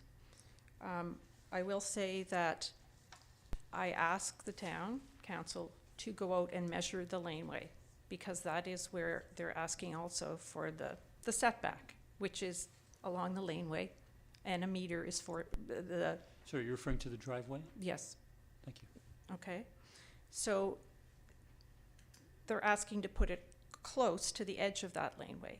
Now, if there was the decision made not to amend that bylaw and actually not allow that, then technically he could put it 4 feet in the other direction, which would decrease the surface area of the parking, but also move the unit 4 feet this way, make the road the appropriate width of a standard street in Sydney, which would also improve the light in 2040. So the developer does have a lot of space, and there is actually space for the developer to actually allow for that road to be widened, that laneway to be widened. And he could move the unit a few feet over. It will benefit all of the residents of 2040. And it would widen the road and decrease a lot of our concerns. Now, I do want to make a comment about there'll be more traffic. I will again attest that those parking lots have been full for months at a time. And yes, there will be not just the marina parking now, there will be the 633 unit parking and traffic coming and going. As far as the walkability goes, most cities have a walkability score. And if I'm walking from 3rd Street, a couple blocks down to Save-On, I have a great walkability score. But I actually don't have a good walkability score out where I live. And I know that because I walk from 5th and Beacon every day out there, and it takes me 30 minutes at a pace of 6 kilometers an hour. So it isn't really that walkable for everybody. Okay, so if I was buying my groceries, I have public transit, which may be difficult for some of the residents if they didn't have cars. So I don't agree about the walkability. Yes, we are trying to make towns more walkable, but out in that location for people to transport things back and forth, they would most likely need a car for any amount of purchases, even such as a run to Canadian Tire. It's not that easy to take a dehumidifier from Canadian Tire and get on 2 buses to go home to White Birch. The second thing that I do want to bring up in response to what the developer is saying, I'm not sure if council is aware, but Marina Park Strata, where I live, does not have an over 55 restriction in place, which means that 80 rental units are available right now. Now, I recognize that some of us strata owners want to live there. So that in itself, changing the rental mix in there, has the ability, because right now we have over 45 and over renters in our building, but since the new bylaw was put in place by the province, or the new act was put in place, what's happened now is our building is up for rent. And that could substantially increase the number of young families. And over next door, where again, the developer builds, that could actually increase the number of families needing services for younger people. So again, I think the whole concept of this needs just a bit of a break, a think through, to make sure we get it right, so that when it gets built, all of us who own stratas are happy with the result. We live there, we chose to live out there. And so I want to be happy with whatever council decides, but I'm hoping that they will take more time to carefully consider. Thank you. Thank you.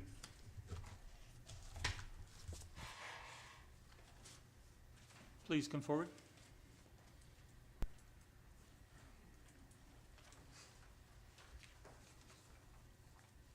I would like to point out that, Gary Marshall, pardon me, number 92056 White Birch Road. I'd like to give you my phone number, because I would like to see you people all come and walk through our building and just see the problems that we have because of the settlement. So my phone number is... Sir, this is a public record, and you're giving it to the entire community. With respect, if you want to email admin@sydney.ca, it could be Okay. forwarded to council. You could, okay. I would like to speak to the lady who says she would like to see development there. I don't see how we can have development when the parking lot is full and over full. I think right away that is it, period. The question has been answered, shouldn't be done. The other point I'd like to make is, quite a while ago they had an open house, and I went to it, and I spoke to the developer there and asked if they'd done a geotechnical survey, and they assured me they had. They have not admitted that here tonight. They have said it to it. Before you can approve, I think a geotechnical survey is a must, but I think you can turn it down just on parking alone. And that's what should happen, because it's a couple of 100 yards long, this street. It's not made for that much people. So hopefully, thank you very much. Thank you for coming forward again. Did I get it right that you were going to approve it tonight? Is that part of the... We are giving it consideration this evening, sir. If I could just for a moment, if I could just ask staff, the part of the microphone just fell on the floor there. Thank you. Thanks, Ms. Nelson.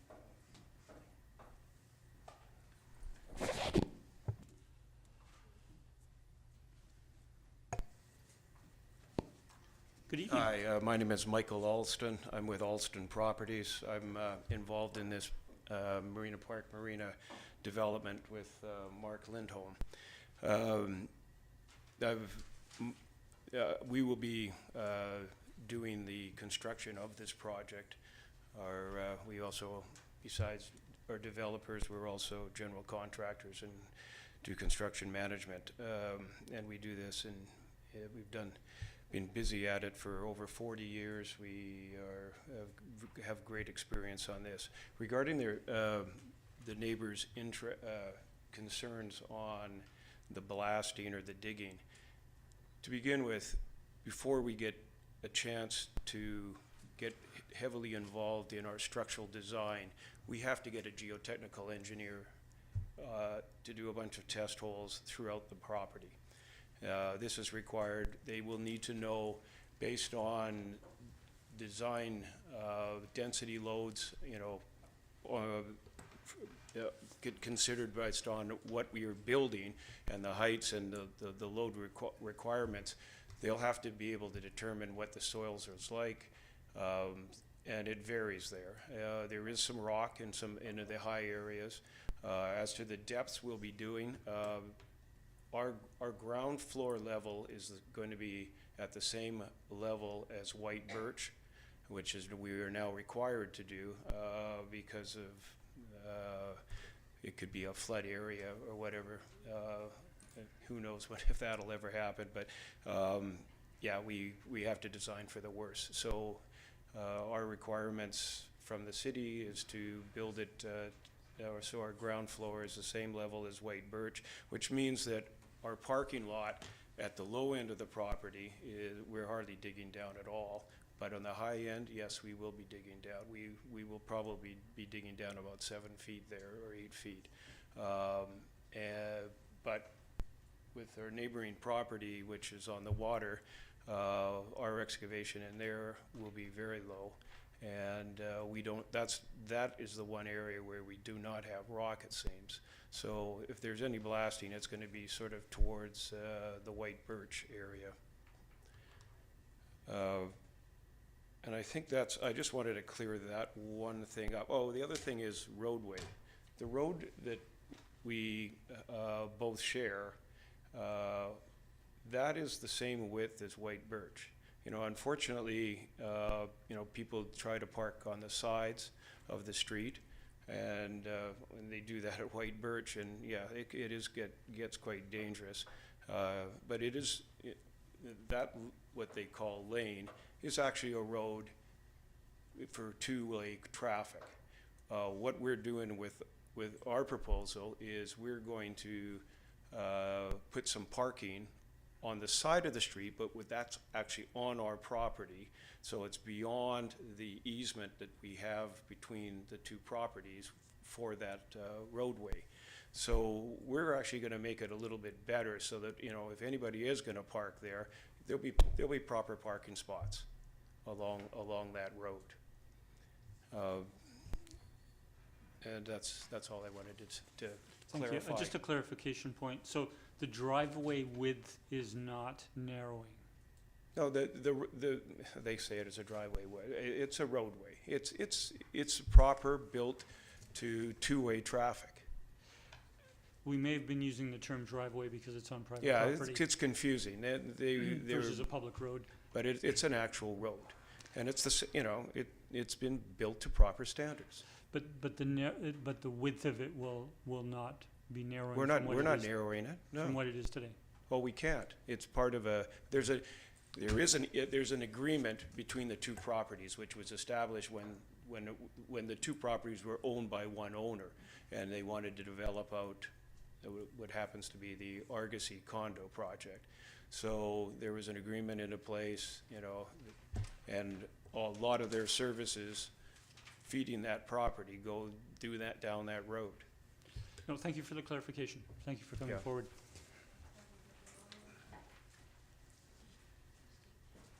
Can I speak from here?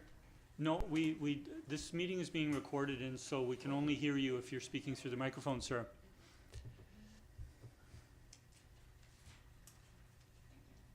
Harry Marshall, number 92056 White Birch Road. I'd like to clarify, they keep referring to our driveway as a road. You people should come and see it, and you will see it's a driveway. It is a two-lane driveway. It is not a road, two-lane driveway. And that's about all I want to say. Thank you. Thank you. I'll call for a final time if there's anyone wishing to address council. And seeing none, I'll close the public hearing. I want to thank everyone for who came forward this evening for taking the time to gather your thoughts and to present your views to council this evening. So I have brought public hearing to a close. I just want to clarify process. So we are now going to go to agenda item 5A, which is the bylaw, where we will be considering the amendment application to the zoning bylaw. We have heard lots of information, and council members may have questions of staff this evening. However, we will not be turning back to the applicants, and we will not be hearing further from the public while we're deliberating. I appreciate you may be wanting to make a point. I hope you've seen council members taking their notes and gathering their thoughts, and we will try to reflect through our deliberation the points that you've brought forward, both in your written correspondence and in your speaking to council this evening. So with that, council, I will turn to item 5A, which is bylaw, bylaw number 2247, which is amendment number 42 to our zoning bylaw. Council can proceed by putting forward amendments to the bylaw, or proceed with a motion to give third reading. Council, we have received from the CAO and senior planner important information with regards to process. So for members of the public, if council considers certain types of amendments, certain types of changes to what the applicant has requested, we may have to rescind a previous motion and have discussion, and that may actually trigger a reconsideration of the application and coming forward and actually having another public hearing at a later date. So I just want to we'll try to explain as we're going along what the what possible outcomes are from our deliberation, but I just wanted to start off with that. So the bylaw amendment, the amendment application is to amend the comprehensive development zone. Sorry, did staff want to introduce this, or no? Thank you. To amend the comprehensive development zone 37. So comprehensive development zone 37 was given to this specific property several years ago, and we're giving consideration to amending it by changing the method of calculating residential density, increasing maximum lot coverage, decreasing the minimum rear setback, and also allowing the permitted use of a cafe or restaurant. And this is in association with the construction of the 4-story 63-unit apartment building, along with the class 1 or class 2 restaurant, and along with surface and underground parking spaces. So I'm going to first turn to council colleagues if you have any questions of staff from anything that arose this evening, or from your review of the information we've covered. I'll first turn to Councillor Garnett, then to Councillor Duncan. Thank you, Mayor. Yeah, through you to staff, since it was something that came up repeatedly in the comments that were made, I wonder if you might speak to the minimum rear setback. Yes, through the mayor to Councillor Garnett. The bylaw amendment is to reduce the minimum rear setback requirement from 7.5 meters to 6.5 meters. That's the minimum setback, so that's the clear space that you cannot put a structure. So on this lot, the rear lot line is on the north side of the property. It runs east-west, sideways, between the development that's being referred to as the Argosy tonight. That's what the strata is called. It's at 2056 White Birch, and it's the one that shares a driveway with this property here. Thank you. Is that clear? Yep. Thank you very much. Thank you, Mayor. Thank you, Councillor Garnett. Councillor Duncan? Yeah, thank you. Just because it was brought up that a number of the existing buildings are settling, and and that they're also older and likely were built prior to current BC building regulations, like my house, which doesn't have any right angles in it. It's really impressive. Now that we've been told of this, and of course the developers would have to meet current regulations, does the town have any liability for future settling of or buildings that are constructed if we know that there is an area? I'm just thinking there is a municipality in BC that recently had a very high profile issue with a development going in and then settlement happening. And so I'm just wondering what our liability is throughout this area, because it sounds like it's not applying just to this development, but to development in general in this area. Yeah, thank you. Through the mayor to Councillor Duncan. Really, I mean, that's a legal matter. I don't think we're in a position to be able to indicate what our risk and liability is on something like this. We would have to discuss with our solicitors. I wouldn't even hazard a guess, to be honest. We don't have it's not a standard thing that comes up. It comes up kind of after an issue, if there is one kind of a thing. We don't really have any way to disclaim ourselves ahead of time based on. Okay, thank you very much. Thank you, Councillor Duncan. I'll turn to Councillor O'Keefe. Thank you. A question through you to staff in regards to the driveway or the road. If you could just clarify, is it a driveway? Is it a road? Are there standards for widths of roads depending on the amount of traffic or where it's located? And also, are there any standards in terms of the amount of the number of sort of egress and ingress, like getting into a particular residential area? Thank you. Through the mayor to Councillor O'Keefe, the driveway, I think that's being referred to tonight, is the shared driveway between 2056 White Birch and 2060 White Birch. It is not a municipal road right-of-way. It's private property. Half of it belongs to 2056 White Birch. They have a long panhandle strip that accesses the majority shape of the property. The physical paved surface that the cars drive on is half on 2056 and half on 2060. So it's a shared space that's on both private properties. It's not a municipal road. If you had questions about municipal road right-of-ways, perhaps Ms. Clary, Director of Engineering, could speak to that. Thank you. And I guess sort of related to this is the getting in and getting out of a particular area. There's probably implications for fire department, but I'm thinking more in terms of when residential subdivision or neighborhood is created, are there standards in terms of what is considered proper ingress and egress, if that's the right terminology? Yeah. Yes, there are.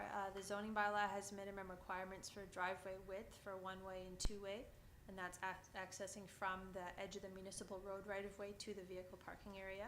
There's also standards in the building code and probably in the fire code for the surface of those roadways to make sure that vehicles can access them to meet code.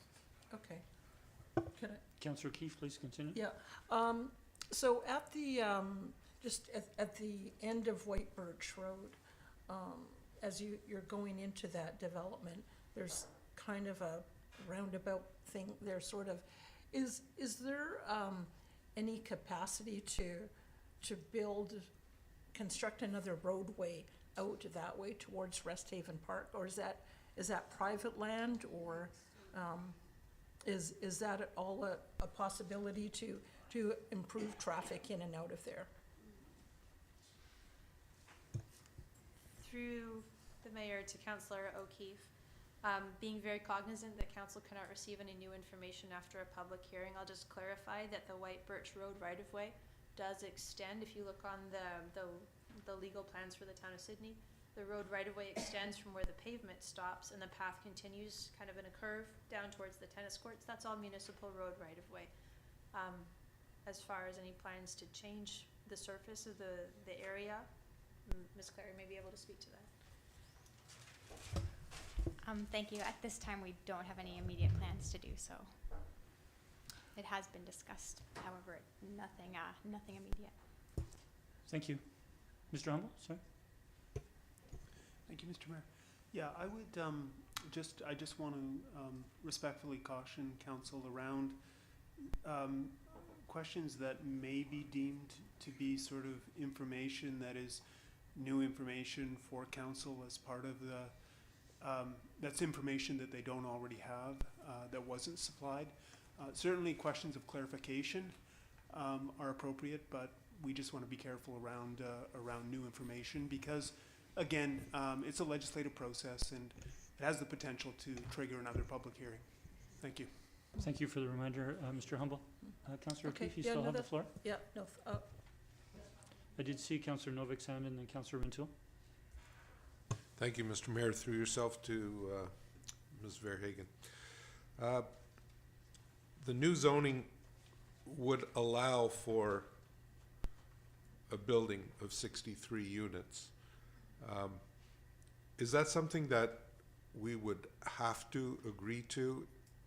Would that be the maximum? Obviously, the bylaw would allow that maximum, but do we have the power to reject that number and accept something smaller? Through the mayor to Councillor Novak, the short answer is no. The bylaw that's proposed changes the way that density is calculated from a units per hectare calculation. Currently it's 53 units per hectare. That regulation basically says how many apartments you can divide that box, that building up into.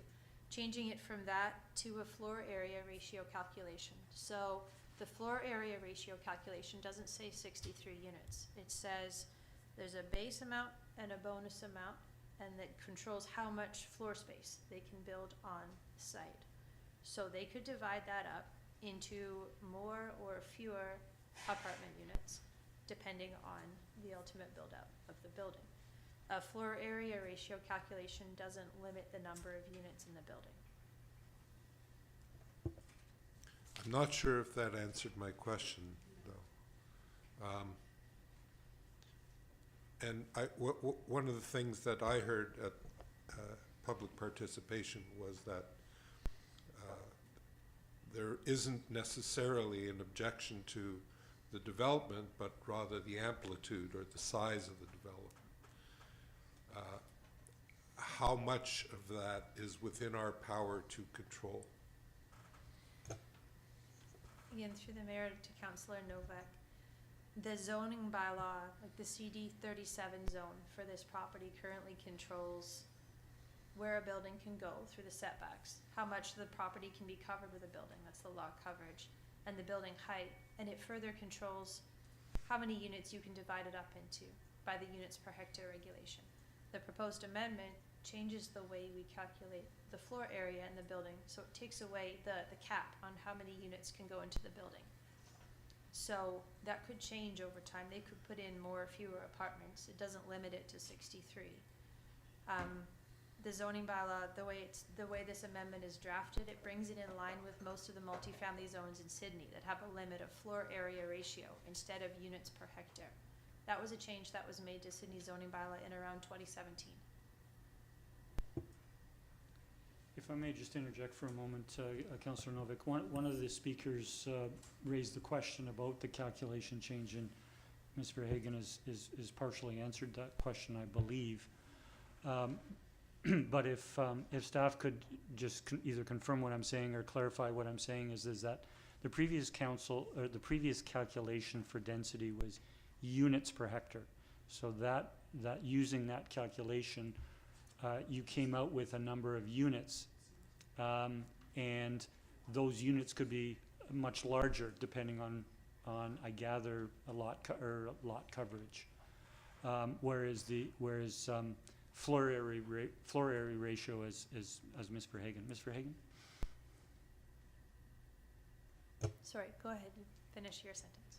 No, I was just trying to address the question that came up about what's the difference between units per hectare and floor area ratio, and you've answered I think the part of the question is that we, as a town, changed our zoning bylaw to floor area ratio from units per hectare approximately 6 years ago. So it is the common method of calculation for density.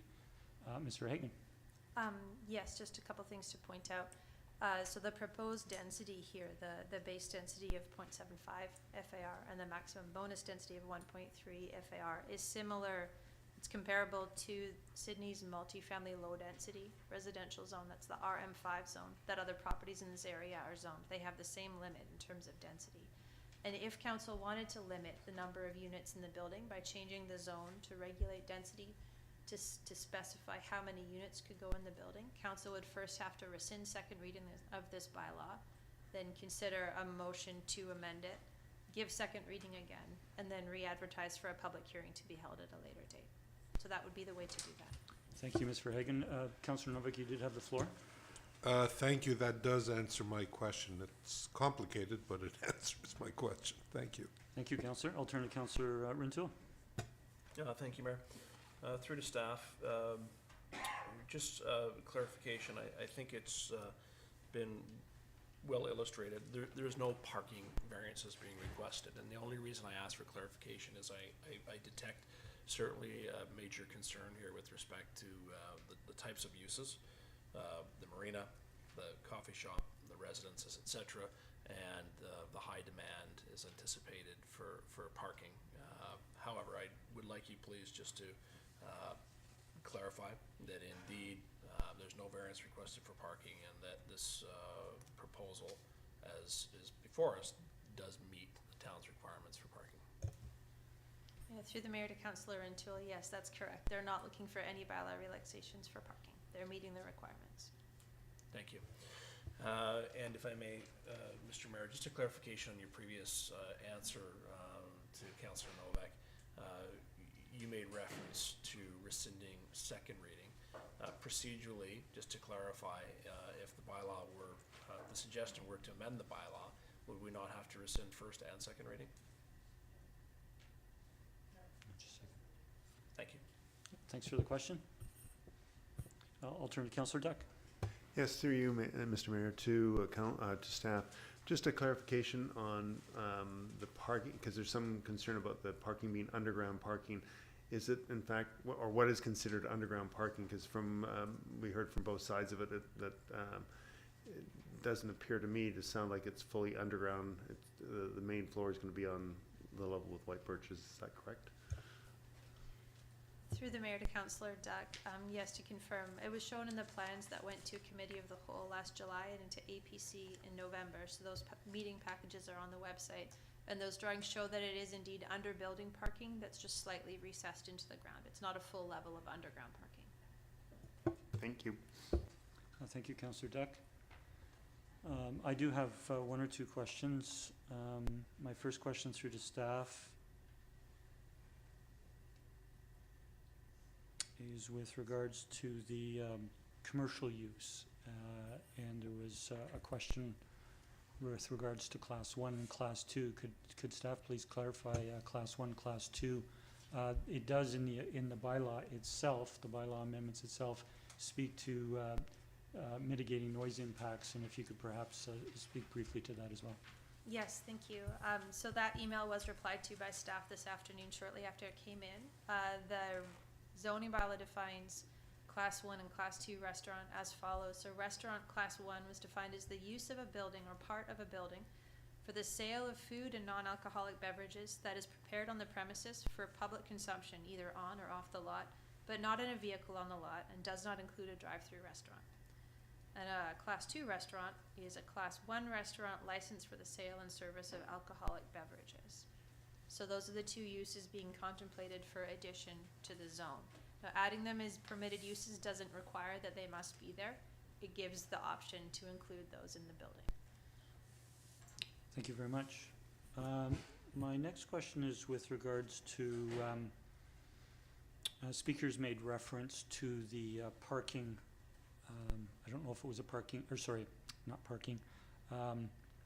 A traffic study. There was measurement of traffic. Can staff speak to that study, if it was a study, and what was the purpose of the study? Was it connected to this development application?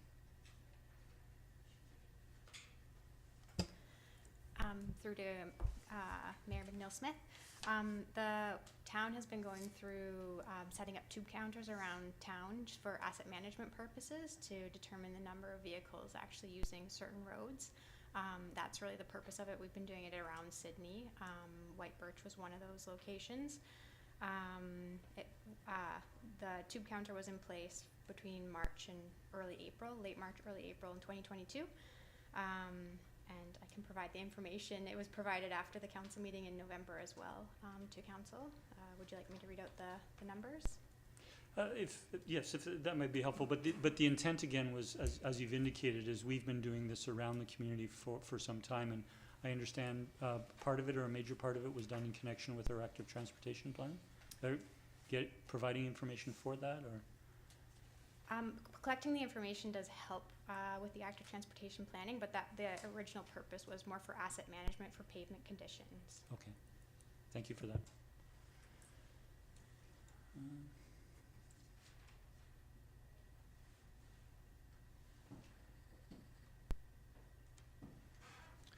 It was a question that was asked, and if staff could just address it, I think I know the answer, but there was a question with regards to when there's a development of this nature adding 63 residential units, whether there are any issues or concerns with regards to water supply, wastewater supply management, or stormwater management.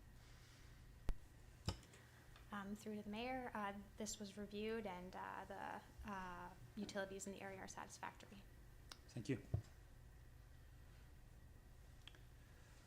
That concludes my questions, colleagues. I would turn to council as their wishes to seek an amendment to this bylaw, or to seek moving forward with third reading.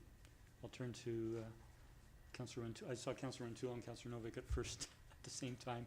Councillor Rintoul.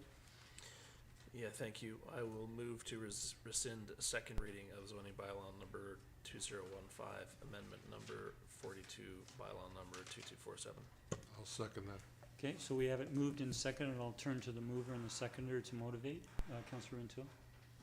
Yeah, thank you, Mayor. I think we heard certainly a theme in the letters that were submitted to council this evening around concerns with respect to the restaurant or cafe commercial element of this development, regarding the potential for demand on parking, increased traffic concerns, waste concerns because of that amenity. We also heard from the developer, from the applicant, that I would describe as perhaps being somewhat indifferent in terms of utilization of that space as a cafe or restaurant. And so my suggestion would be, and you can guide me on process, Mr. Mayor or staff, that I would suggest we remove the section 2. Councillor Rintoul, if I might interject, if we have the motion to rescind, and we can motivate on rescinding, I think you've spoken to the aspect of it, but with regards to the actual amendment that we might seek after rescinding, that would be another step. Thank you. So in terms of motivating, that would be my intent in having this second reading rescinded. Thank you. Thank you, Councillor Rintoul. I'll turn to Councillor Novick, the seconder. Thank you, Mr. Mayor. We heard a lot of very good intervention from members of the community, for which I thank you for taking the trouble to come out tonight. What I think we heard was, and I hope I'm paraphrasing, but that the bylaw as it presently stands does not work for that community. And since this bylaw is being drafted specifically for this particular site, this is not a bylaw that addresses wide areas of property in Sidney. Since it's strictly for that area, I think it would serve us well to review it and come up with something that makes sense for everybody. At the same time, I recognize that the developer has a right to develop But I think that a balance can be struck, and the present bylaw does not provide that. So I would urge my colleagues to vote for this motion. Thank you, Councillor Novick. I'll turn to Councillor O'Keefe, then to Councillor Duncan. Thank you, Mayor. I have more of a question in terms of where this goes and the consequences of rescinding this. So I understand Councillor Rintoul has talked about, concerns about the cafe, and so I presume there would be a subsequent motion perhaps to amend. But in terms of other concerns or issues that we have in regards to this, by rescinding it, do we send it, does it start at square one again? So- Or do we have to, if we're rescinding it, do we have to provide further direction or rationale as to why it's being rescinded to guide the developer further? Thank you. I'll try and answer, and I'll turn to staff if they want to jump in. Is that we are rescinding second reading of this bylaw. So we requested that this bylaw be drafted and brought forward to council. Council gave it first and second reading, and given the legislative process, we're then required to have the public hearing that we had this evening. The legislative process also specifies that if we wish to amend the change how the bylaw is being amended, then we have to take a step back. We have to take a step back and rescind the second reading, and that's for the purpose of considering other amendments to this zoning bylaw. Does that answer your question? So, I think so. Councillor Rintoul, in his motivation of moving this recommendation to rescind, has indicated there is a specific change that he is considering putting forward to this bylaw around the restaurant use. After we rescind second reading, council can give consideration to any aspects of the current zoning bylaw and how it might be amended for this particular development. I'll turn to staff if I've covered that reasonably well. Just give Mr. Humble a moment here. I'll just give Mr. Humble a moment.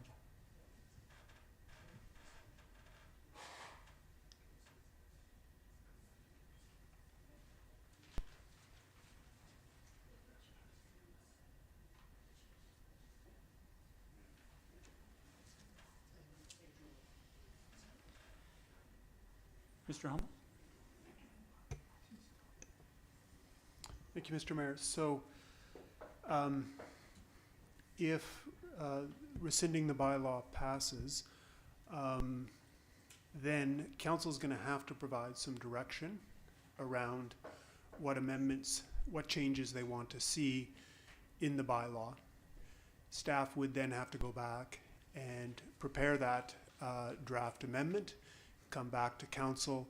Council would have to consider the proposed amendments, consider a second reading, and look to schedule a new public hearing. So we wouldn't have public hearing the same night that it comes back. It would come back for second reading, and then subsequently to a public hearing, and go from there. Thank you. Appreciate the clarification. Councillor O'Keefe, does that help? Yes, I guess if we have issues regarding the number of units going on there, that's still gonna be an issue presumably if it comes back.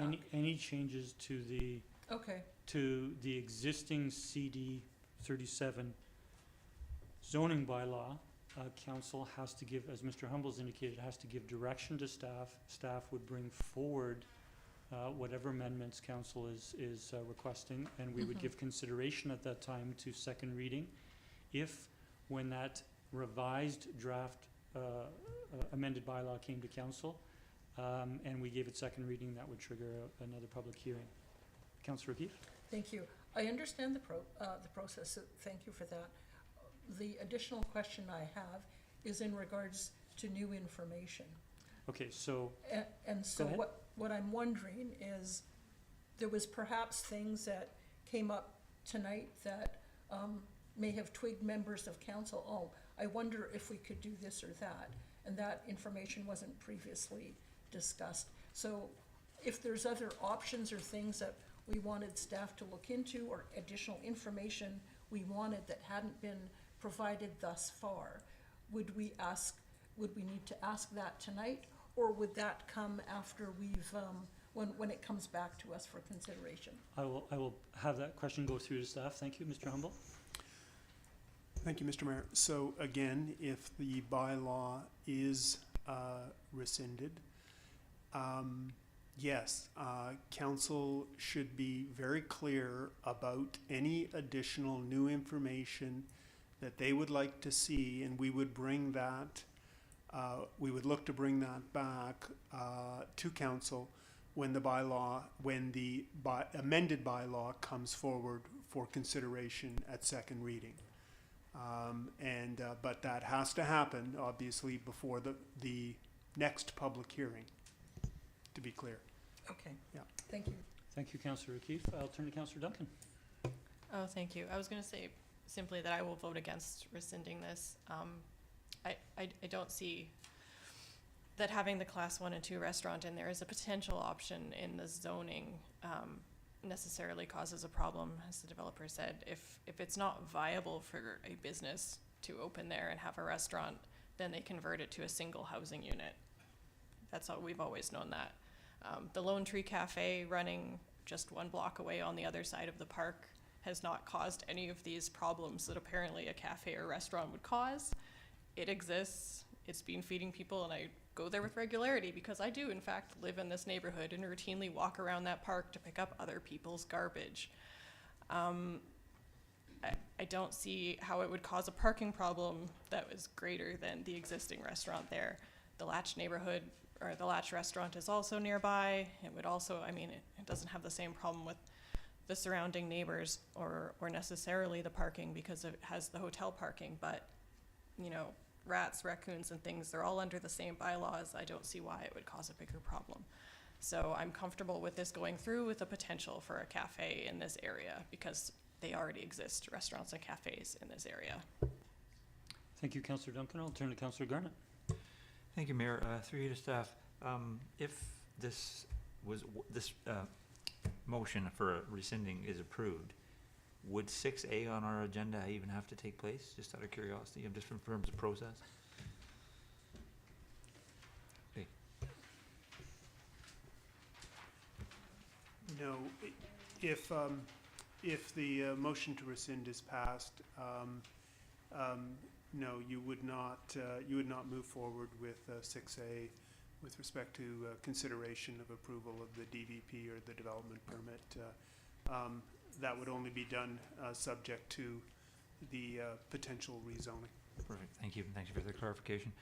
If I may, Mayor, just to some of the comments were made. No, sorry. Sorry, we're just asking questions of staff at this point. Oh. Or Okay. sorry, no, we have a motion on the floor. I'm sorry, my apologies. Go ahead. Go ahead. Okay. Just so that the people who spoke, thank you for coming out and speaking. Thanks for your letters. I'm always appreciative when the community gets involved, regardless of the situation. Very familiar with the area. I went to the site several times, and of course delivered there over many years, and have been in the gentleman's building, so I know what you speak of because I've delivered mail in there. So, having said that, I'm not sure where I stand on this motion because Councillor Duncan brings up a good point. Although I voted for the 2 readings because I wanted the public hearing to be triggered, because I wanted to hear the public's feedback. You guys are all making good arguments for both sides of it, so I'm straddling the fence at this point, and I'm hoping to hear some more comments from some of my colleagues before I make a decision. Thank you. Thank you, Councillor Garnett. I'll turn to Councillor Duck. Yes, like my colleague, Councillor Garnett, I'm on that fence as well, and I'm not sure what we would come back with that would substantially change this, given that the proponent has indicated that staff is the one that desired the restaurant cafe in here, and he's quite comfortable with the fact that it may not be there.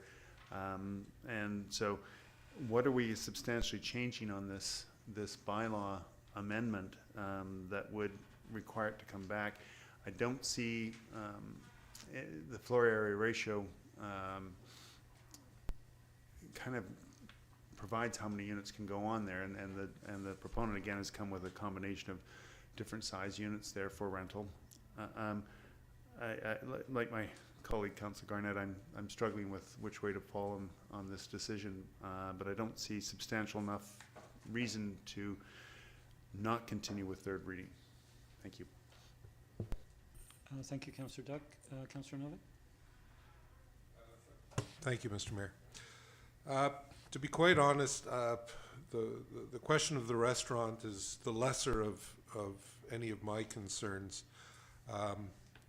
I too don't see that it's a huge problem, but from what I heard from our intervenants this evening, the bigger problem in the area was traffic, parking, and just the general increase of population density in what appears, from looking at the area, to be a very, very tight and small parcel of land with very limited routes of access and egress, both vehicular and pedestrian.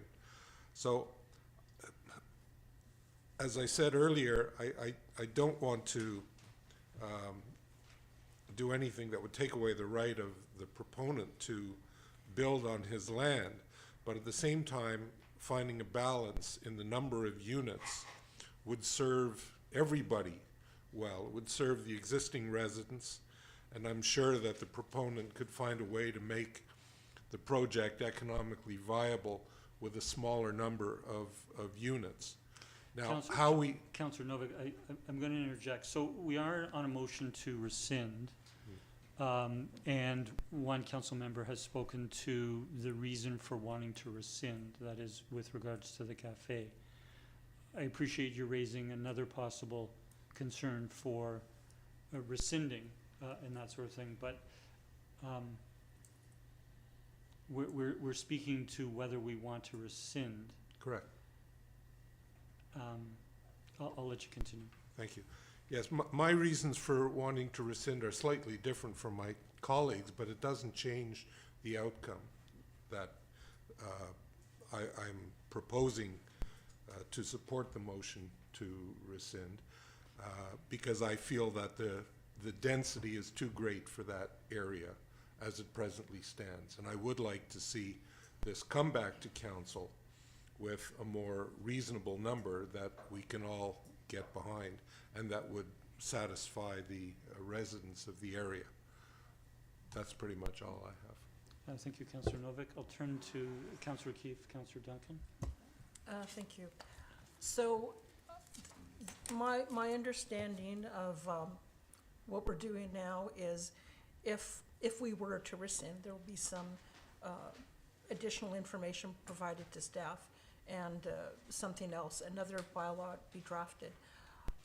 But my understanding is if we have a fundamental issue with whether we're going to change the method of calculating density, and that we just do not agree with that, then I presume that the appropriate way to vote in that case would be to oppose the motion that's on the floor, to rescind, and then to move ahead and to vote in opposition to the bylaw as I understand it.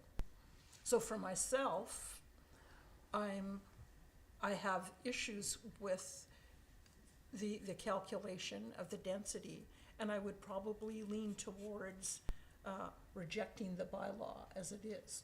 So I guess what I'm wondering is the process to rescind the bylaw, and then it would come back again, and then we would vote again on whether to allow the change to the density.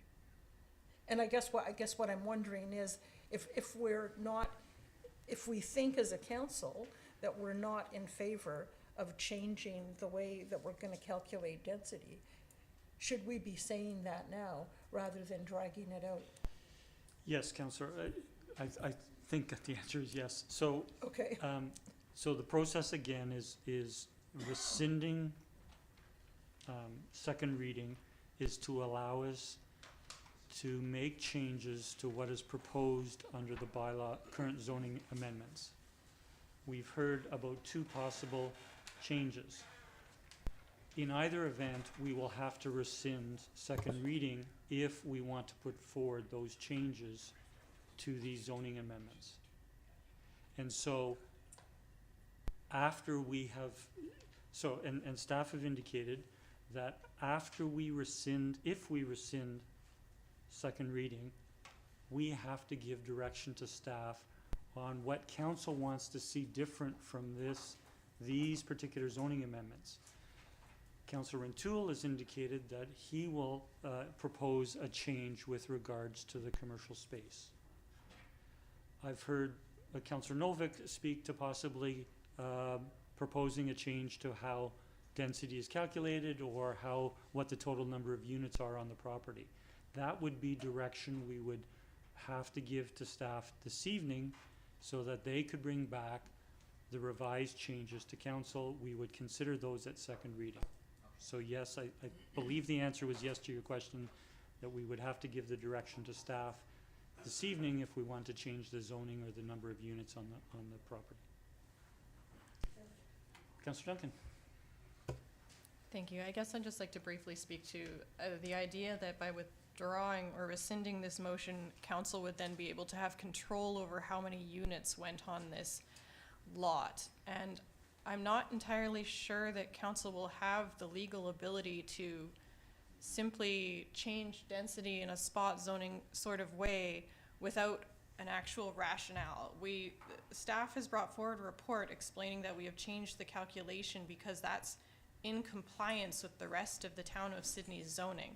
To simply say that a neighborhood doesn't like more cars in their neighborhood, which is not our job to really look at whether there are too many cars versus compared to how people feel about it. It's our job to look at whether the infrastructure can contain it.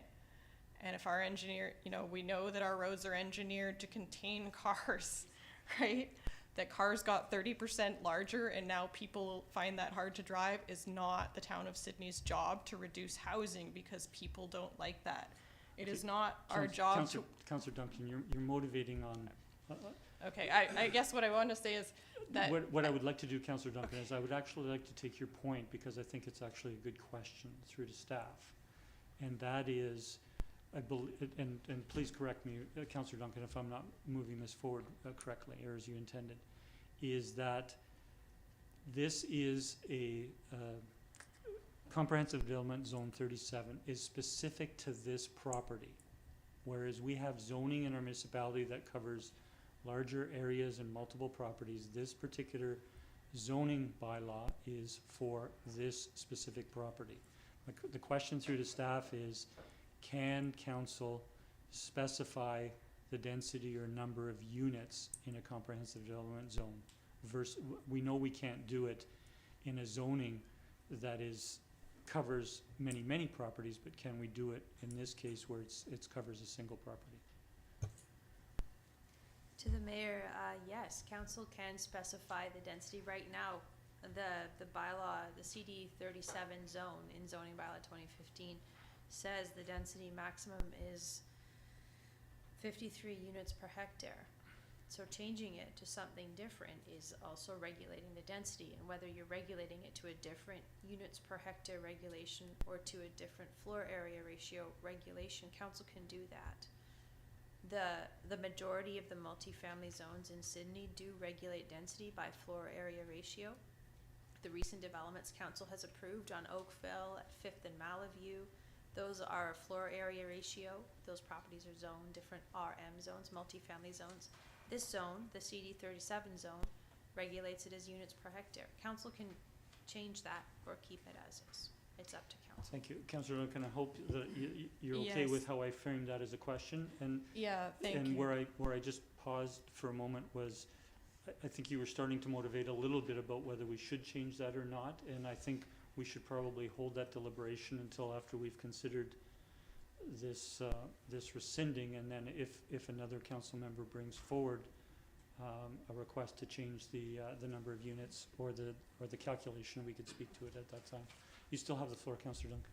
Thank you. I think my concerns speak to whether or not the rescinding would be worth it, because I think the idea of rescinding, to go through the effort of reviewing it again, looking at the density, and looking at kind of the concept of equity between neighborhoods in Sydney, and saying, you know, this one was adapted to have a density that was brought in line with the surrounding RM5, with other multifamily developments that have gone in, that other neighborhoods have not necessarily liked. We haven't heard any concerns from this neighborhood that every neighborhood doesn't bring us. Nobody says we're okay with more traffic. Nobody says that. Nobody says they're not concerned about parking. So what I'm worried is if we go forward with this one based on those concerns, because that's the rationale for lowering the density, we're going to hear this from every neighborhood that we need to start spot changing the density based on these concerns. So I think that speaks to what we think we can get out of rescinding and going through this again, and what we would get from hearing a public hearing again and having staff look at reducing this density for reasons that aren't necessarily in compliance with equity across our town. Thank you. Thank you, and I appreciate you were motivating with regards to rescinding. I'll turn to Mr. Humble, and then I have a question through to staff. Thank you, Mr. Mayor. So I just wanted to make it clear to council that, so we've had a public hearing, and under section 470 of the Local Government Act, and this is the procedure after a public hearing. And the way the section reads is, after a public hearing, the council, without further notice or hearing, has options. They can adopt or defeat the bylaw, or they can alter and then adopt the bylaw, provided that the alteration does not do any of the following: alter the use, which was discussed in the rationale for rescinding, i.e. removing the commercial component. So that's one, alter the use. Doesn't increase the density, or doesn't decrease the density without the owner's consent. And I would say that the owner's consent with respect to decreasing the density, we would probably require something very clear in writing in advance that that's being done. So I wanted to make that very clear to council, and the tack that's being taken with respect to rescinding, or the motion to rescind, was with respect to Councillor Rintoul's point about eliminating the commercial or altering the use. Okay, so I just wanted to make that clear, Mr. Mayor. That's very helpful, Mr. Humble. Thank you. I'll turn to Councillor Duck, and I did have a question, but I'll wait for Through you, Councillor. Mr. Mayor, to staff on that point, just point of clarification.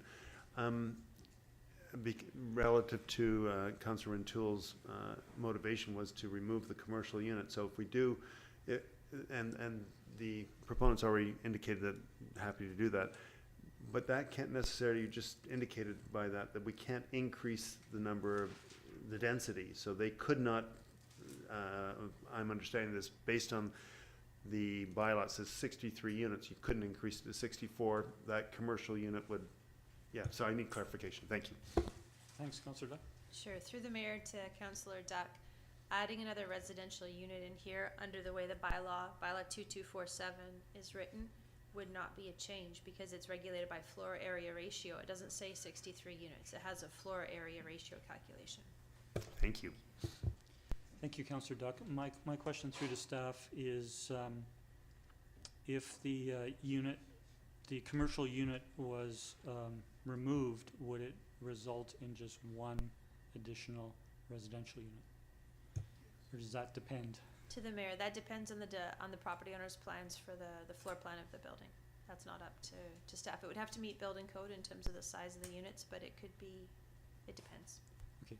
Can staff clarify, and I'm sorry for this question on the spot, what the size of that commercial unit is in square feet? No, I'd have to check the plans. Thank you. Okay, thank you. I'll turn to Councillor Keith. Thank you. Sorry, I'm just going to go back to Sure, Ms. Verhagen. The applicant has indicated it's around 800 square feet. If you give me a couple minutes, I can check the plans and confirm that. Thank you. Thank you. Councillor O'Keefe? Thank you. In regards to the comments that was asked of Ms. Verhagen in terms of can we change the density of the CD zone to some other amount? And so my understanding is that, yes, we could do that, but it sounds like we'd have to go through another process, redraft the bylaw. But what I'm wondering is, in doing that, is there some legal implications to, midstream after a developer has come forward and said, okay, we're gonna submit something, and now we kind of change the rules. And so, and related to that, I guess I'm thinking, if that is a legal issue, then it seems to me if we wanted to limit the density, or not the density, but the number of units, that the option would be that we would just have to reject the zoning bylaw amendment and keep the zoning as it is, which would be at 34 units. Am I understanding that correctly? I'll turn to Ms. Verhagen again. Sure. Through the mayor to Councillor O'Keefe, there's multiple ways to change that. I mean, rejecting this bylaw amendment would keep the density as is at 53 units per hectare, which allows 34 units on the property. Speaking to the size of that ground floor commercial space, the plans that went to the Advisory Planning Commission show that as about 915 square feet or 85 square meters plus patio. Thank you. Does that help, Councillor O'Keefe?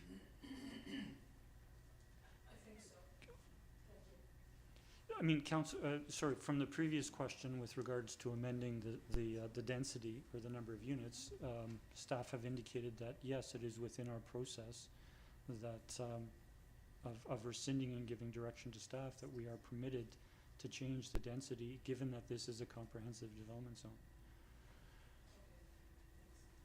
Are there any other speakers? I asked my question. Sorry, Councillor Novak? I just have one final comment. We've just come through a public hearing, and I think it's really important that we acknowledge that the reason for having gone through a public hearing is because we want to hear from the residents in the area. And we have heard from them, and I think it's quite clear what the will of our constituents are. And I would just hope that we would act in consequence. Thank you. Sorry, I haven't spoken to the motion on the floor, and that is I am supportive of rescinding and for the reason of removing the commercial unit. And I won't speak to it further until if that amendment is provided later. Seeing no other discussion, Councillor Duck? I'm not going to support this motion to rescind for the same reasons that the commercial unit is still there, but based on the proponent's interest, I think there's, even if this bylaw goes through, the proponent would be welcome to not include the commercial unit there. So for the purposes my colleague Councillor Duncan mentioned, it doesn't seem it's appropriate to go all the way back to square one to restart this whole process and public hearing to come to the same point. Thank you.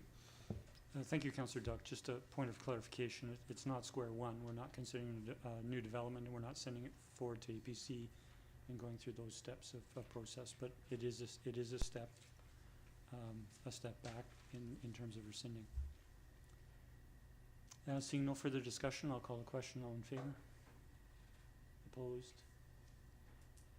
Councillor Duck, Councillor Duncan, Councillor Garnett are opposed. The motion carries. Councillor Rintoul? Thank you. I would like to move that in an amendment of this bylaw that the provision to accommodate Class 1 restaurant and Class 2 restaurant components be removed. Do we have a seconder? Second. Further motivation, Councillor Rintoul? Yeah, thank you. I will confess that if I lived in the neighborhood, I think I would like to be able to walk and get a coffee. I think it's an amenity that I believed coming into this probably made sense, but in listening to the feedback and reading the letters that we received today, there's a clear consensus from the residents that it may be, you know, part of this bridge too far, and I'm hearing from the applicant that it's not a necessity for their project. So I think this is a move of concession. It's some attempt to try and, frankly, I think make this a better project for the local community. And that's the intent behind doing this. And frankly, I don't regret that, you know, we have to go through the process of public hearing again, because part of the request this evening was, you know, let's catch our breath on this.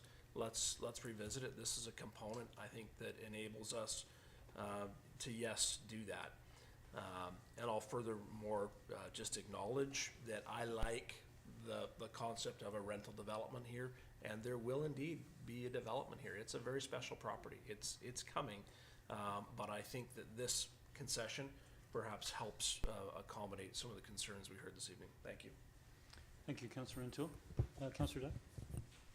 Yeah, just point of or clarity, just from Councillor O'Toole, that the remainder of the what was the existing bylaw would be in content, and you're just removing that aspect. Sorry, we're Councillor Duck, we do have a motion on the floor with regards to this I'm just aspect. asking for clarity on the motion. Sorry, the clarity on the motion is just with regards to commercial use. Okay, thank you.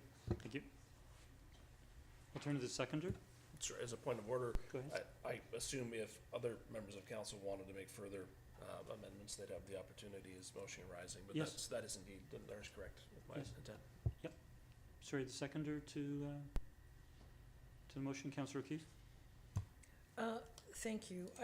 I'm fine to remove that commercial requirement, but I'm still not sold on whether I'm in agreement to go along with the zoning bylaw amendment to change the way that we calculate the density. Councillor O'Keefe, So- I will interject, Councillor Okay. O'Keefe. We are speaking to an amendment to remove the commercial use Okay, as an amendment to the, so I'm fine with that. thank you. I will, Can I, a point of clarification, Sure. Mr. Mayor, when you made that statement, to be clear, my reference was to Class 1 restaurant and Class 2 restaurant components. yes, Yeah, thank you. which is point number 2 And in 3. the, sorry, point number 2 and 3 Correct. in the zoning bylaw. Great, thank you. Okay, I'll just turn to staff if that's sufficient clarification on this motion. Yeah, thank you. I'll support this motion, and I'll echo Councillor O'Toole's comment that I would likely prefer to see a cafe in a neighborhood like this. However, this property has a comprehensive development zoning because it's a unique property, because it's a marina, and now we're considering the addition of residential use. We've heard clearly from the neighborhood that the mixed use of commercial, that is marina, with a marina on the water side and an office on the land side, and the residential is there are concerns, and I can appreciate that. The restaurant or cafe is an additional commercial use. The proponent has indicated that it is something that they're indifferent to moving forward with, so I think it's reasonable to amend or make this change to the zoning amendment bylaw. Councillor Duck? Yes, I'll be supporting this motion based on the fact the proponent has agreed already to that, and that was staff that actually directed them to put it in the first place. So I think this is an easy one to do. Thanks. Thank you. Seeing no further discussion, I'll call the question. All in favor? Opposed? And none are opposed. The motion carries. Thank you. So council, we have given direction to staff. If we were to stop here, then staff would bring back a revised bylaw with the removal that we have passed by the previous motion. I will now turn to council if they are wishing to consider any further changes to the zoning amendment bylaw. Councillor Novick. I would like to move that upon revision of the bylaw, the density calculations remain as they presently are. Sorry, I don't think that requires a motion, Councillor Novick. If we're not making a change, we don't need to reaffirm something that is already in. But there's other aspects to the bylaw that will be changed, so I suspect that they will be looking at there are a number of components of this bylaw. Staff are only looking at what council is giving direction, and to this point in the meeting, council has only given direction with regards to removing the restaurant class 1 and class 2 permitted use on this property. But we still have item 4 in the bylaw on the books, which would be part of reading 1. All of the other items. They all fall by the wayside? No, they all remain as they are because Okay. we have not given any direction to change those. So that's what I'm getting. Maybe I'm not phrasing myself No, I properly. understand. So if But your what question of clarification is the remaining aspects of the zoning amendment bylaw would stay in place to be brought forward to council with the other with the commercial change for second reading. That's not what I'm proposing. I'll allow you to clarify. Okay, so to clarify, I would like to see the density for this CD 37 remain as it was prior to the rewriting of bylaw 2247. Okay, sorry, I misunderstood the motion you were originally making, Councillor. So we understand that you're now speaking to point 4. Point 4 in the previous CD 37 zone was 53 units per hectare. We heard from staff that would allow for 33 residential units on the property. 34. I'm sorry. I'll turn to Mr. Hagan. Sure. Thank you. Just to clarify, that motion would be to strike number 4 from bylaw 2247, which is the part of the bylaw that changes the way density is calculated. So that would then permit 34 residential units on the property. The zoning bylaw currently permits 34, currently permits a density of 53 units per hectare. If that's not changed, then that stays the same. It stays at 34 units on the property by way of not amending that part of the CD 37 zone. What I just want to be clear to the members of the public is that if we were to proceed with this change, this amendment that, so I'm sorry, I should have asked for a seconder. Was there a seconder to Councillor Novick's? Perhaps, Mr. Mayor, I should rephrase my motion in order to align with what Ms. Verhagen has stated. And I can simplify it by simply saying that I move to delete Article 4 of the revised bylaw.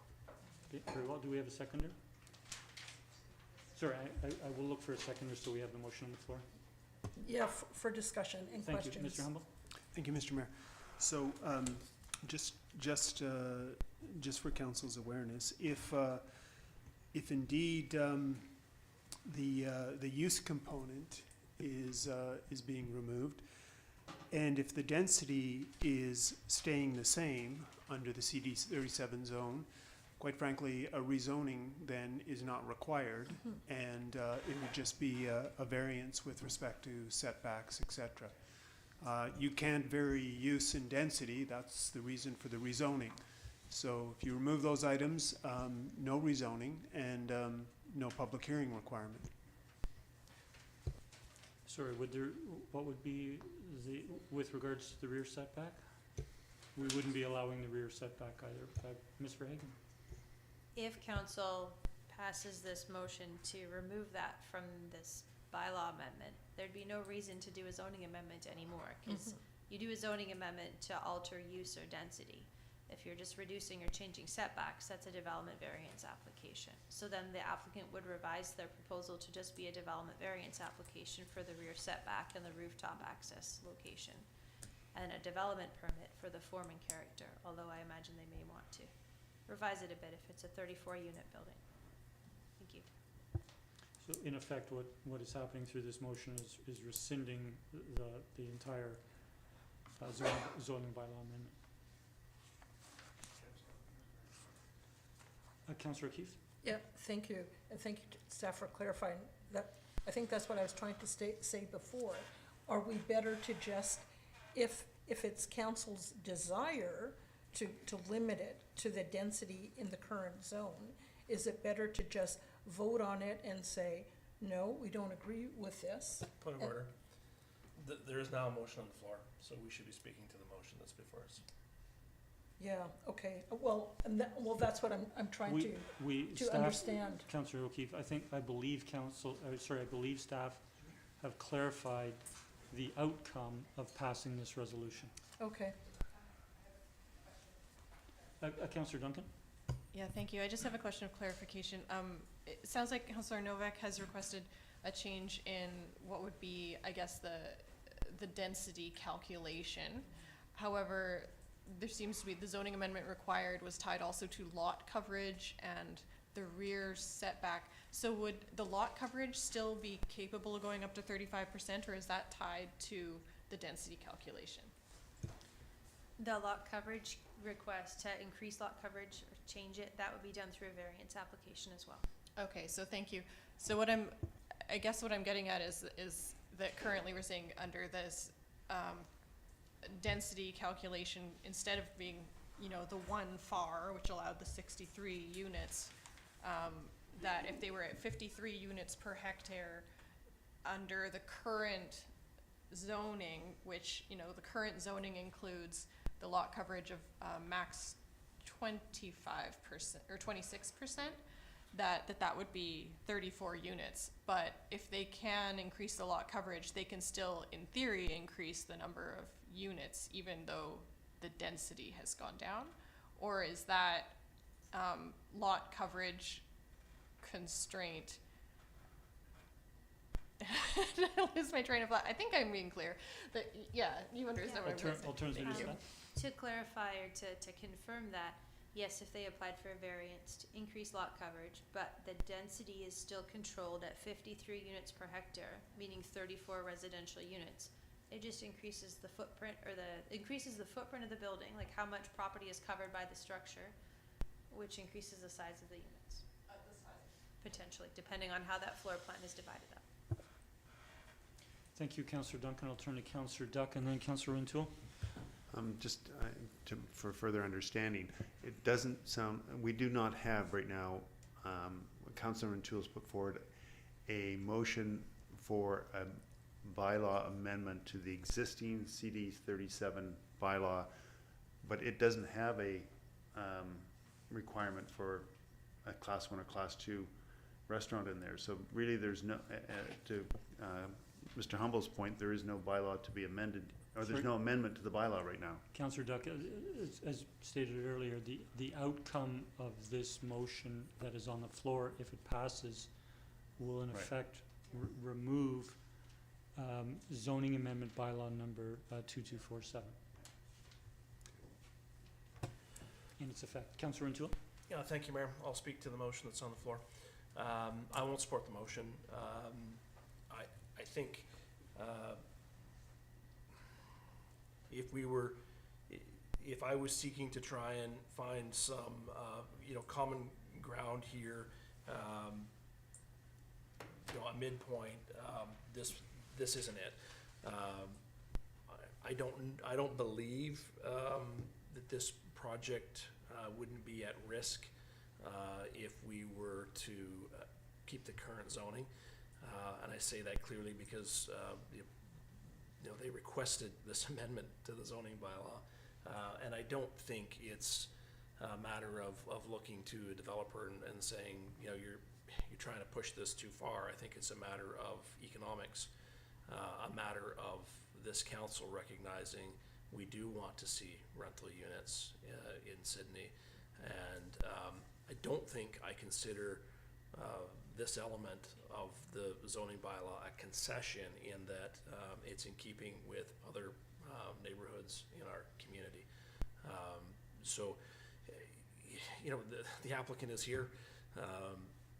They're hearing this discussion. Who knows, of their own fruition, they may, you know, revisit this and look at other concessions that they could make as they move forward with this project based on the comments this evening. But I think if we were to do this, that we probably put the project at risk, and there may be unintended consequences, you know, of a decision of that nature.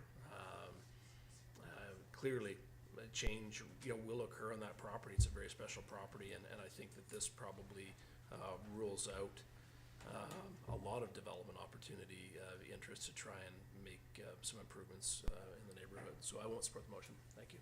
Thank you, Councillor Antrim. I'll turn to Mr. Humble.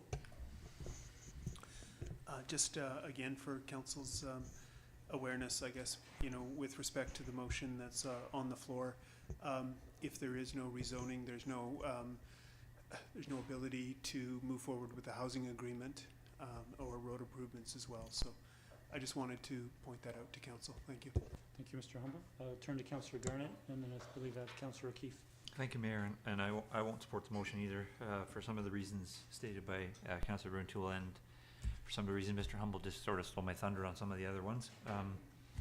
I was, quite frankly, I was shocked that we even had areas that were units per hectare still. I was in the council chambers at the podium when 2017 when it was changed and spoke against the change at the time. Having said that, there's a reason why this site keeps not going ahead, and it's because of the way it was zoned. And this will hopefully allow something to finally happen here. And if it did go ahead with the 34 units, you could be a victim of your own success in the sense that the units could be bigger. And if they're bigger, they're going to be way more expensive than they will be now. So at least if there's more units, that will decrease the cost somewhat. Granted, I understand they're not going to be affordable units, but they will be decreased by the fact that there are more of them. So for that reason alone, I won't support it. Thank you. Thank you, Councillor. Sorry, Councillor O'Keefe, have you spoken the first time? I ask questions. Okay, I'll let you speak for first time, and then I'll turn to myself as this first time speaker. Okay. I will support the motion. What I heard tonight, you know, significant concerns about noise, traffic, congestion, blocking views, that sort of thing. And as my colleagues have mentioned, those are the things that we pretty well hear for any development. We heard that last week about Fifth and Malaview. And in this particular, and those are things that I take into account, but I don't think in itself it's a reason to not allow a development to go ahead, because we need housing. It's also been mentioned that this zoning is similar to the neighboring zoning and other places around Sydney, and so there's some concern that if we were to not allow the type of zoning that's requested, that we're sort of setting a precedent and how that might be perceived in terms of equity around the town. What I think is different in this particular case for me is that this is a parcel of land that's really tucked away. There's not very good access going in and out of it, so I can see that being an issue. And maybe that's why it was zoned the way it was in the first place. Who knows, that maybe there was a recognition that this isn't a place where you want to have a lot of units. So maybe that's why it was limited to 34 units, I don't know. In terms of the additional housing, that's important, of course. However, as been mentioned, this isn't the type of, necessarily the type of housing that's going to be useful for our community. It's true that the more units hopefully will bring down the cost. However, I feel that overall, when I look at the issues that are brought up, and I'm being asked to rezone and provide variances, I look at what's the benefit to the community. like we do with all of these things. And so the benefit is we'll have some units. There'll be rental units, I guess, of 15 years. For me, that's not a significant enough benefit to the community for me to change my view to allow that additional number of units that will be there. People need security in terms of rental housing. I know that we talked about the benefit of this would perhaps, and I think I spoke to this myself, in terms of baby boomers moving out of their 3 or 4 bedroom homes in Sydney and possibly moving into those to free up houses for young people moving into the neighborhood. And that's a possibility. However, you know, the other side of it is, so you get baby boomers moving into those, which is fine. And then when they're 75 or 80 years old, 15 years from now, their time is up. And so they've got to find somewhere else to live.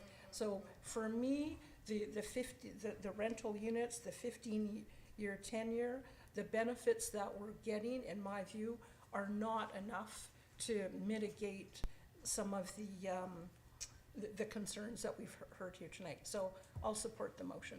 Thank you. Thank you, Councillor O'Keefe. I'll turn to Councillor Novak. Thank you, Mr. Mayor. I'm convinced that our proponents are good business people, and they are hearing the will of the community. And at the end of the day, we're here for our community. We're here to reflect the values and the interests of the people who live in Sydney. I'm convinced that if this motion proceeds as it has been proposed and this bylaw goes away, that the proponents will go back to the drawing board, come up with a new project, or come up with something that is a compromise between what the situation is right now and what they have recently proposed, and will come back to staff with this new proposal, and we may have to come up with a new zoning bylaw for CD 37, but one that will reflect something that is a lot more moderate in its amplitude and would satisfy both council and the community. So for those reasons, I will continue to support this motion. Thank you, Councillor Novak. I'll speak to this. I won't support this motion for a number of reasons. Fundamentally, the town of Sydney gave a very careful reconsideration to its zoning bylaw and moving from units per hectare to floor area ratio. And I believe it's worked successfully for our community at large. To go back to zoning that was under an old system that was provided in 2007, I don't think is looking at today's reality. With regards to a colleague's point with regards to economics, we're now looking at going from a 63-unit rental building where there is the proponent has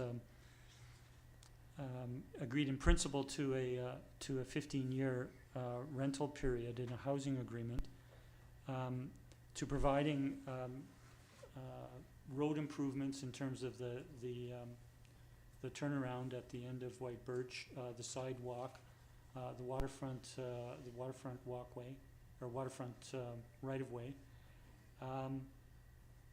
I don't see how that those benefits would be able to come forward in almost reducing this development in half. With regards to comments from members of the public this evening around these rental units may not be serving their intended purpose. Rental units have many purposes in our community. Certainly you will hear from the business community at large. Certainly for entry-level workers, rental units are very important. But we also hear from seniors all the time. We hear from individuals and couples who want to downsize from their larger home that they want to move into rental units. And we know that there have been virtually no rental units built in our community for the last 20 to 25 years. We did have the council that served from 2014 to 2018 had a 58 unit building on 4th Street called the Iranza. The last council from 2018 to 2022 had a 71 unit, I believe it's 71 units in the Oslo at near Malaview and 5th. But we have had virtually no purpose-built rental built in our community for a long, long time, and there is a need for it for all of the demographics within our community. So I agree. Will a driver for a delivery company be one of the likely tenants? I don't know that that's the case. There are one-bedroom units in this, maybe in the location in the building that will be suitable, but there is a need, a very important need for rental units in this community. And I think taking a step backwards in the density calculation to try and reduce try to come up with a magic density is not the route to go. And I think that while we have listened this evening to many concerns brought forward by the residents, I believe a number of those concerns were addressed. I mean, concerns with regards to geotech, concerns with regards to the driveway. The shared driveway is not being reduced in size. It will allow for two-way traffic. We know from the review that our senior staff team do in all departments that it will meet the needs of emergency vehicles with regards to fire hydrants. We've heard from the residents that in the adjoining property there are 80 units in those two buildings. Well, you have a driveway that goes down your property and for 80 residents. And well, there will be a driveway for these 63 residents and the 12 residents that live in the Argosy. Yes, there will be 32 parking spaces or 33, whatever the number is, for the marina use. Do the residents have concerns over how full they have seen the parking lot as it exists today and what will be the demand on that parking lot going forward? The proponent came forward this evening and indicated that it was additional space to the marina purposes that they have with the marina berths that they have. They're not serving the liveaboard community. They do not provide that service. And whether they were allowing spaces to be rented for RVs or storage trailers, that will not happen going forward. So there are changes being made, and I think a number of concerns have been addressed.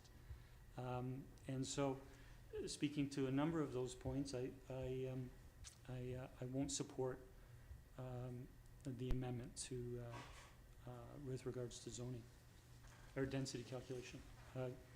Councillor Garnett. Thank you, Mayor. Yeah, just two last points, because it's been brought up about size and amplification, and I think it's important to note, as the Mayor brought up, that 2040 and 2050 White Birch are 80 units on 3 floors, and this would be 63 on 4. So that's quite a bit of space that has already been taken up. That's a lot of density that went in when it went in. I think it's important to remember, and back then it would have been there would have been a lot less people living in that neighborhood. And with regards to traffic, I can imagine the people that lived there at that time when 2040 and 2050 White Birch went in were probably really concerned about traffic as well. But it seems to have managed itself well over the years. Maybe not so much now as the residents are saying, but in my course of time in delivering that area, I never had issues with cars. So there's always a way that things can work out if we're willing to let them. So just a couple of points I wanted to add to the rest of the council. Thank you, Mayor. Thank you, Councillor Garnett. Seeing no other discussion, I'll call the question. All in favor? Opposed? Councillor Duck, Councillor Duncan, Councillor Garnett, myself, and Councillor Rantoul. The motion is defeated. Does council wish to? I want to call a recess, but I'm going to ask council if there are any other amendments or any other changes they would propose to this zoning bylaw amendment at this time. Councillor O'Keefe. So would this be the time if there was additional information that we wanted from staff to bring back to propose that? I'm not asking for, necessarily an amendment, but Okay. there's some, Sorry, when they bring it back, Sorry, if you are requesting additional information, I am gonna call a 5-minute recess. I appreciate the patience of everyone here this evening. Before I call the recess, I would like to seek council's approval to move, we have a number of other items on our agenda this evening. I would move, or would seek a consideration for council to move that our budget presentation was scheduled to be on this evening's agenda and discussion be moved to our Tuesday, our already scheduled budget meeting on Tuesday, March the 7th. So moved. Second. Moved and seconded. Any discussion? Sorry, can I turn to staff if they wish to comment? Seeing no discussion, all in favor? The motion carries. Thank you. I'll call a 5-minute recess. We'll resume at 9:05. Thank you.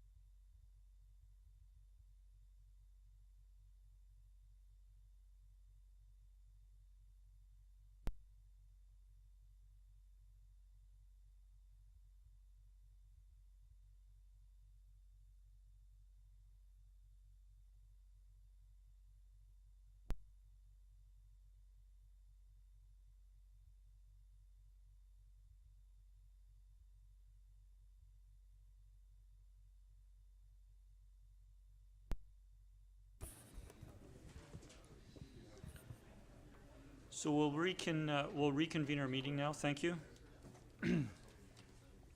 So, we will now, and I'll ask staff if there's a step we need to take with regards to item 6A, which we will not be considering this evening.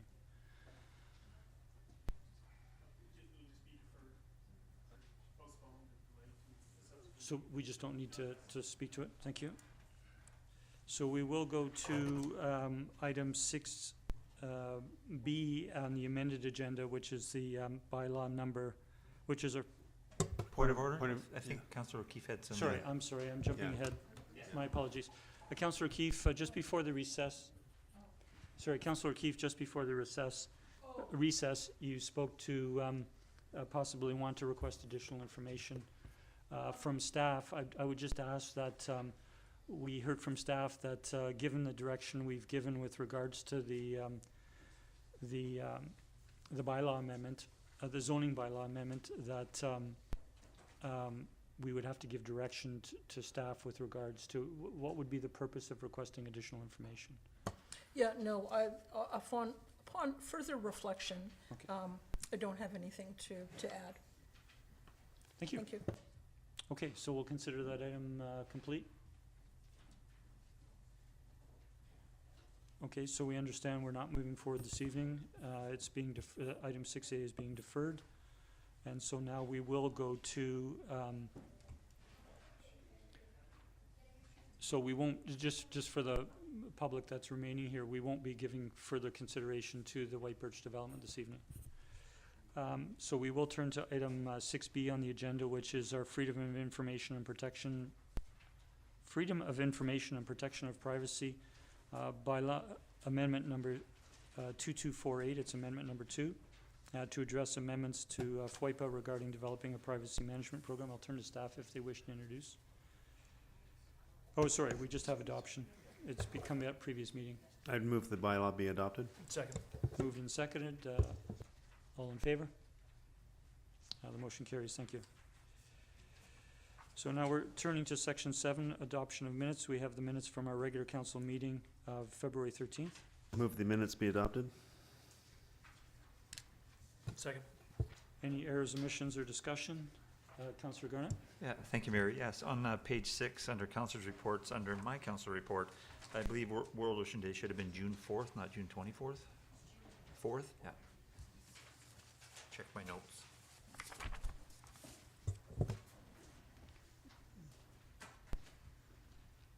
Motion to move the minutes as amended. Or adopt the minutes as amended, sorry. Second. Moved and seconded. All in favor? The motion carries. Thank you. Under section 9, rise and report from in-camera minutes, at our council in-camera meeting of February 13th this year, we passed a resolution that the letter from the Victoria Airport Authority dated January 19th, 2023, confirming the appointment of Sammy Turkey as the town's nominee on the VAA Board of Directors for a term going from January 2023 to December 2025 be received for information. So moved. No, it's just for information. The motion was made at our in-camera meeting. I'm just reading it for information. And we congratulate the candidate on being confirmed in their appointment and representing the town on the VAA board. We have no mayors or council reports or committee reports this evening. I'm going to the first of the staff reports, 13A, the grant application for emergency services report. I'll turn to staff for introduction. Good evening, Chief Mickelson. Good evening, Mayor and Council. This evening, staff are recommending council support a grant application for emergency support services, or ESS, equipment. As council is aware, after recently approving our updated and modernized PMO shared services agreement, ESS is a PMO function that is administered by the town of Sidney. At present, PMO ESS boasts an excellent roster of dedicated and experienced volunteers based at our community safety building. Our level 2 equipment, which includes cots and bedding and other supplies to initiate a group lodging or reception center, is currently transported in 2 small trailers that are in poor condition and are long overdue for replacement. And this grant provides an opportunity to modernize and enhance our PMO ESS response capacity, and I'd be happy to answer any questions. Thank you, Chief. I'll turn to staff, or council if there are any questions. Seeing none, we have a recommendation. I'll move the recommendation that staff proceed with the Community Emergency Services Grant application for emergency support services equipment to purchase a new trailer to support PMO ESS with offsite responses. Second. Moved and seconded. Any discussion? Seeing none, thank you for bringing that forward. All in favor? Opposed? None opposed. The motion carries. Thank you again.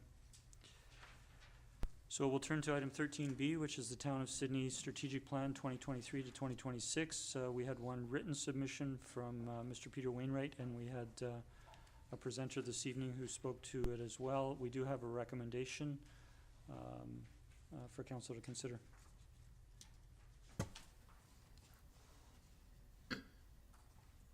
Councillor Keith? A question through you to staff first, if I may. Absolutely. So I was just in referring to Mr. Wainwright's letter, and he made some recommendations regarding Goal 2, Priority 1B, about the undertaking a shoreline ecological inventory and protection plan, and suggested changing the timing on that. And I'm wondering if the staff have any opinions in regards to that, whether it makes sense to make those adjustments that he suggested.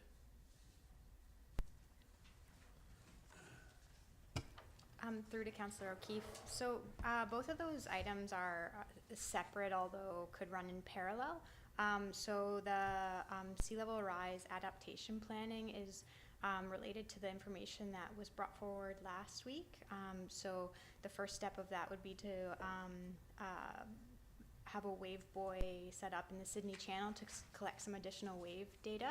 So that could be done in parallel with the ecological assessment, or it would make sense for that wave buoy to be collected in advance of that, so that all the information could be calibrated, and then we could look at the ecological impact of the waves based on that calibrated data. So although it wouldn't, we could look at it in advance, it doesn't, it could also be looked at after, or when the other information is being analyzed. Okay, so is it staff's feeling that we should keep things as it is then? Yes, just based on resources and Okay. our ability to complete all the work, yes. Okay, great.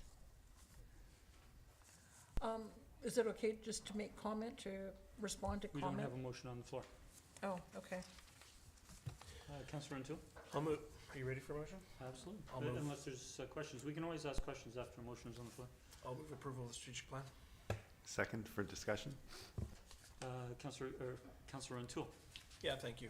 I'll thank the speakers earlier this evening who commented on the strategic plan, and I think likely some future reference opportunities for us when we're going through the process. Indeed, strategic plan is developed in an in-camera session, and there may be opportunities to look to broaden that process in the future. And so I know our next planning cycle is not that long off, as early as November, if I recollect correctly. So we have an opportunity in the near future, I think, to revisit that process. But in terms of the plan that's presented and before us, I'm happy to support it. Thank you. Thank you, Councillor O'Toole. Councillor O'Keefe? And Councillor Duck? Thank you. I support the motion, and also the comments in regards to giving the public more of an opportunity to participate perhaps in the fall. The other thing I wanted to comment on was the fact that the bit about ongoing engagement was removed from the plan. And the reason for that is, and I think it was commented on, is that rather than being that a strategic action or a thing that we could check off, I believe our discussion about that is that should be sort of an ongoing thing. And so if you look under our values and operating philosophy, we moved it into there, build meaningful public engagement into all key town initiatives. So it's more now as this is the way we're gonna do business, rather than an action item that's been ticked off. So I just wanted to kind of explain our rationale for that. Thank you. Thank you, Councillor. Councillor Duck, and then Councillor Nova. Yeah, and equally in a public presentation, there was a discussion about where did the wharf end up in this, our discussion. I think, as the speaker mentioned, that we could reach out again to public for, and share the direction we're giving on this rather than just the evaluation that we've indicated in the budget, but further engage our residents in what we see for the wharf. Thank you. Thank you, Councillor Duck. Councillor Novak? Thank you. I support the plan. I feel that it's missing one vital component, however, and I realize this is not the time to introduce it, but perhaps it's something we can simply note for the next go-round, and that is a mechanism for ensuring that the various components of the plan are in fact achieved during the time delay from one strategic plan to another. Sometimes once the plan is made and is out there, we tend to forget about it, and we don't always follow up to make sure that the things that are in the plan are actually accomplished. So I'd like to try and bring that into the next program as well. Sure. I'd just like to provide a comment, and then I'll turn to staff. Council with input from staff have produced this strategic plan. Council or staff then go and department by department do their plan, corporate plan, if you can call it that. So it's not something that sits on a shelf. It's something that's actively used by staff to carry forward these initiatives as per timelines within the plan. I'll turn to Mr. Hummel. Thank you, Mr. Mayor. Yeah, and through to Councillor Novak. So it's indeed done through the follow-up is done through the department work plans, as the mayor's noted. It's also incorporated and discussed as part of our budget process. And finally, it's also followed up through our annual reporting requirements each year as well. So there is definitely a mechanism for tracking these and follow through. Thank you. Thanks, Mr. Hempel. You have the floor, Councillor Miller. Thank you for that explanation. I just wish it was something that was a little more obvious. It is spread out within the work of staff and council, but it would be nice to have that feedback to show that when we've put forth a strategic plan that we've actually achieved what we've set out to achieve. Thank you, Councillor Novak. Other comments? I would just like to speak to some of the points raised in the letter of correspondence that received and some of the comments that were made tonight, in addition to Councillor O'Keefe speaking to engagement, public engagement. I might begin just with an additional comment with regards to Beacon Wharf. So the situation with the Beacon Wharf is we were aware at the earlier part of the last council term that the previous condition assessment that had been done on the wharf estimated a future life of approximately 8 years. I don't know the exact number, but in that ballpark. And while council knew that there was, council of the day knew that there was good time to go ahead and consider options and possibly implement, to not do anything on the previous condition assessment and just wait for the next condition assessment was not a good path forward, because conditions could change during the 5 years between condition assessments. And so we did have a working group with citizen representatives and council members, and supported by senior staff and a consultant. And basically 4 options were brought forward during the public engagement. And as many members of the public will recall, there was no particular option that saw a significant, well, didn't see a simple majority, but didn't even see a large majority. And we knew, given the if one of the 3 options to reconstruct the wharf or rebuild the wharf was moved forward, that was going to be a multi-million-dollar investment, and that we would go to public assent for that. And if we didn't have a majority supporting one initiative, we certainly wouldn't gain a majority in looking for public assent of the borrowing to do that initiative. And so going back to when the condition of the wharf, a condition assessment was done in the 2008 to 2011 council term, it was recommended at that time that a condition assessment be done every 5 years, and the next condition assessment is scheduled to be done in 2023. So it wasn't that council was delaying or putting it off. It was that with the process, public engagement process, and the options that were presented at that time, that there wasn't a clearly preferred option and a route to go forward. So we extended the leases until the end of 2024. We understand that we still have several years. We did hear from the public that they would like their preference, and it seemed to be a majority, was that they would like to see the wharf as it exists today to continue as long as is practical, or as long as possible. And council did pass a resolution to that effect. So the condition assessment that will be done this year will be provided to council and be a public document, and it will be council at that time with input from staff and the recommendations within the condition assessment that is done by a third-party consultant to look forward to options on proceeding, or looking at options to proceed in the future. So that's the process with regards to the wharf. And we knew that this strategic plan, while it is a 4-year strategic plan,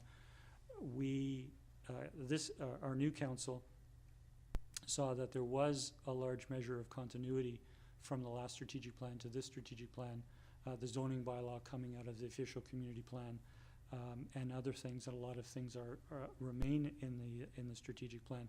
What I'd like to, we will revisit the strategic plan in the fall of this year, 2023, again in 2024, and again in 2025. And we can certainly amend the plan if we've come up with specific strategic priorities. But to say we are going to do such and such with the wharf until we've received the condition assessment is, that will have to await that condition assessment.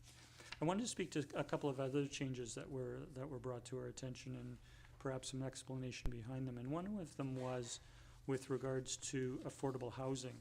So in the previous strategic plan, under the goal of complete community, we had a strategic priority to try and address affordable housing in our community. And one of the specific actions within the previous strategic plan that we're continuing forward in this strategic plan is the town will continue to look for opportunities to collaborate with partners. Example, the Capital Regional District, the province, the federal governments, and different housing societies and developments for affordable housing and, quite frankly, purpose-built rental housing options. So that strategic priority remains. I think the experience from the previous council was that to bring affordable units to rental projects really does require a funding source external to the town.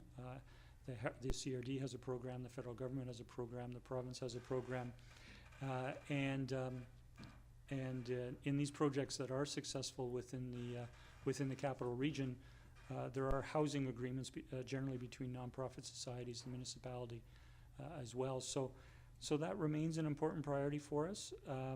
And what changed was we said through review, what is a new priority is through review of the zoning bylaw, create conditions to increase the number and types of housing. That comes out of the initiative, implement housing policy and initiatives from the official community plan. So we had a tremendous amount of input, a significant update to our official community plan on housing policies to create conditions to increase the number and types of housing and affordability. And that is what staff is working on now. They're working on the adoption of the zoning bylaw, and so there could be aspects within the zoning bylaw. But separate from that, council can look at specific policies that will improve the housing options and the affordability options within our community. So in summary, we're not reducing our priority of looking for opportunities for affordable housing in our community. I think what we're doing is broadening the housing look, particularly having done the official community plan to create conditions to increase both the number and types of housing, along with affordability. Another one was with regards to, under environmental stewardship, we had a strategic priority last night last term. It was set later in the term to pursue a State of the Environment report. At the time, Council knew that that would initiate, if once staff started working on it, staff would bring forward an approach report on how would we proceed with doing a State of the Environment report. What Council didn't specify at the time, we were waiting until the opportunity arose, and quite frankly, we didn't start that last term because of the pandemic and the bumping of various priorities. The official community plan took longer than anticipated because of the pandemic. The climate action plan was a bit later as well, and we also initiated the active transportation plan as major planning. Major planning that was done last term. So with regards to the State of Environment, we hadn't really determined concretely whether it would be a State of the Environment report for the town of Sidney, which is 5 square kilometers, or whether we would look to collaborate with North Saanich and Central Saanich, which is approximately 86 square kilometers. So the peninsula is 16 times the size of Sidney. I've done the math. And so we did have discussion of that during our strategic plan this year, and we felt that rather than direct resources to only the 5 square kilometers in Sidney, appreciating that there are new council representatives in North Saanich and Central Saanich, and they are taking a slightly different approach to the strategic plan timing for 2023. That we can certainly give consideration to State of the Environment, and it would likely be a better opportunity if we were able to coordinate amongst the 3 municipalities. But given the volume of initiatives that we have in this strategic plan for 2023, we didn't want to presume that North Saanich or Central Saanich would be able to commit to that at this time, and so we will look to have discussions at the mayor level, at the council level, at the staff level, and look forward to possibly reconsidering that in the fall of this year when we're revisiting, likely November, this strategic plan. One of the things that came out of the discussion with the State of the Environment report was a new environmental protection initiative, and that was undertake a shoreline ecological inventory and protection plan. And that was something that we had input from staff as well, and we feel that is actually moving forward one possible aspect of a broader, larger State of the Environment report. So it seemed to be a tangible initiative that we could move forward, give direction to at this point in our term.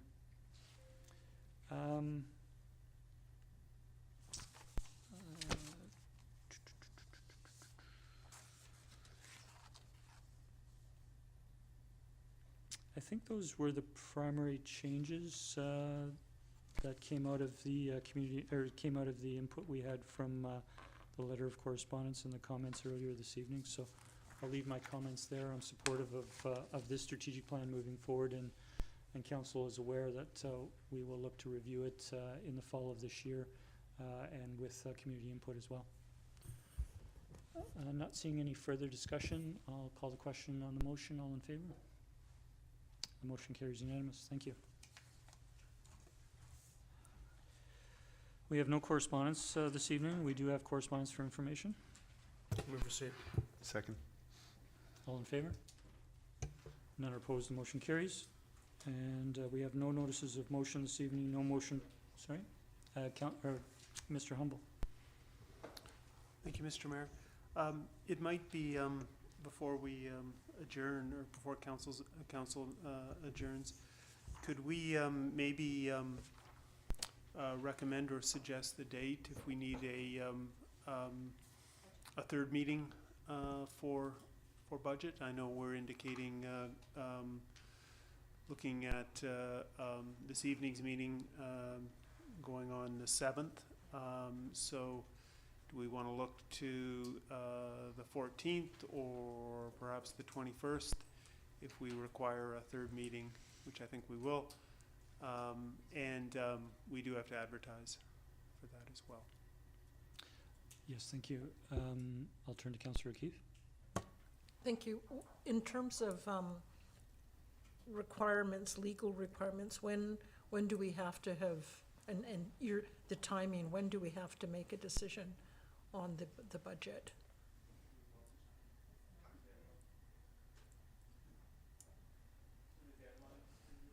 The deadline for approving the financial plan, appreciating there are steps after that. Early May. So we have lots of time, but Okay. it'd be good to nail down a date right now unless council wishes to try and complete the process next Tuesday. Okay, thank you. I guess my Councillor O'Keefe, go ahead. my comment, more, my inclination would be to, I'm fine with the end of March, perhaps, and I guess what's in my mind is hopefully by that time we would have some inkling in terms of the new funds that are coming from the province. Let's speak to whether we want to choose another date and Yeah, not well, motivate well, but other budget considerations. Yeah, so end of March would be, I think, a good time. Okay, so we do, yeah, the challenge, and council, we've experienced, some long council meetings or large council agendas. So we do have a regular council meeting scheduled on March 27th, 6th? Or sorry, yes, March. The council meetings for March, we have a special one on the 7th for budget, and then we have a regular on the 13th and a regular on the 27th of March, council. Okay, so I am going to propose, I would seek council make a motion to, for staff to schedule a budget meeting on either the 13th or the 26th, and we can have some discussion. I'm just concerned about the other town business and how we accommodate that with our next, because we will have to dedicate the meeting to budget. Yeah, that would be our concern as well, is that there is additional business coming forward, we know. So, yeah, I mean, the Tuesday, the 14th, or the 21st, Oh, sorry, yeah. I misunderstood. So what you're considering is we would have the regular scheduled council meeting on Correct, Monday and the a special 13th, council meeting. A special council meeting on Tuesday the 14th? Correct. Would choose Tuesday, suggest council make a recommendation for Tuesday the 14th? Councillor Gardner? That's what I was gonna do. I'll make a motion for we have a special meeting on the 14th of March. Do we have a second? I'll second for discussion. Okay, did you wish to comment, Councillor I Gardner? just think that the sooner we get it done, the better. So I would prefer to get it done the week after we have the next scheduled one. Thank you. Thank you. Councillor Dipp? I would only suggest that we move to the 21st because we have a council meeting on the 13th, and we have the previous budget meeting on the 7th, so we'd have another budget meeting on the 14th. That's pretty heavy load, so I would suggest the 21st. So that's an option to consider, but we will have a committee of the whole meeting on the 20th. Yes. Okay, so, Councillor O'Keefe?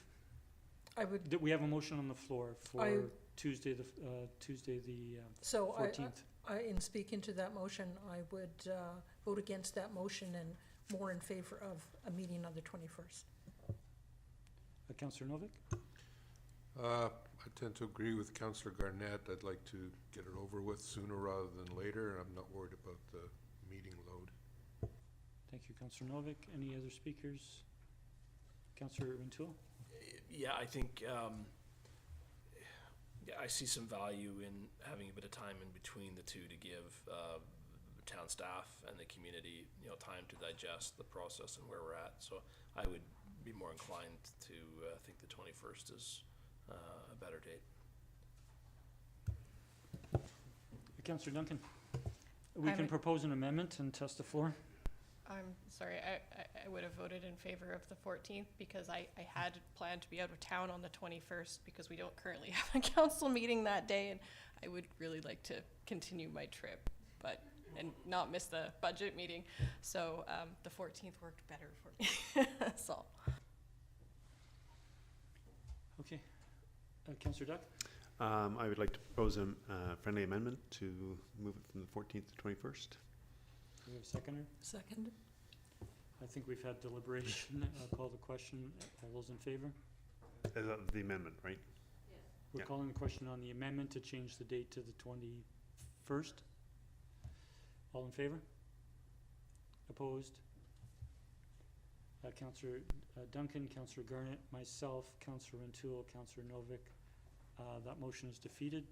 The amendment was defeated, so the main motion of Tuesday the 14th is still on the floor. Any further discussion? I'll call the question. All in favor? Opposed? Councillor Keefe is opposed. The motion carries. Thank you. Thank you, Mr. Humble. I would now look for a motion to adjourn. So moved. Second. Moved and second. All in favor? Thank you. We are adjourned. Thank you, council.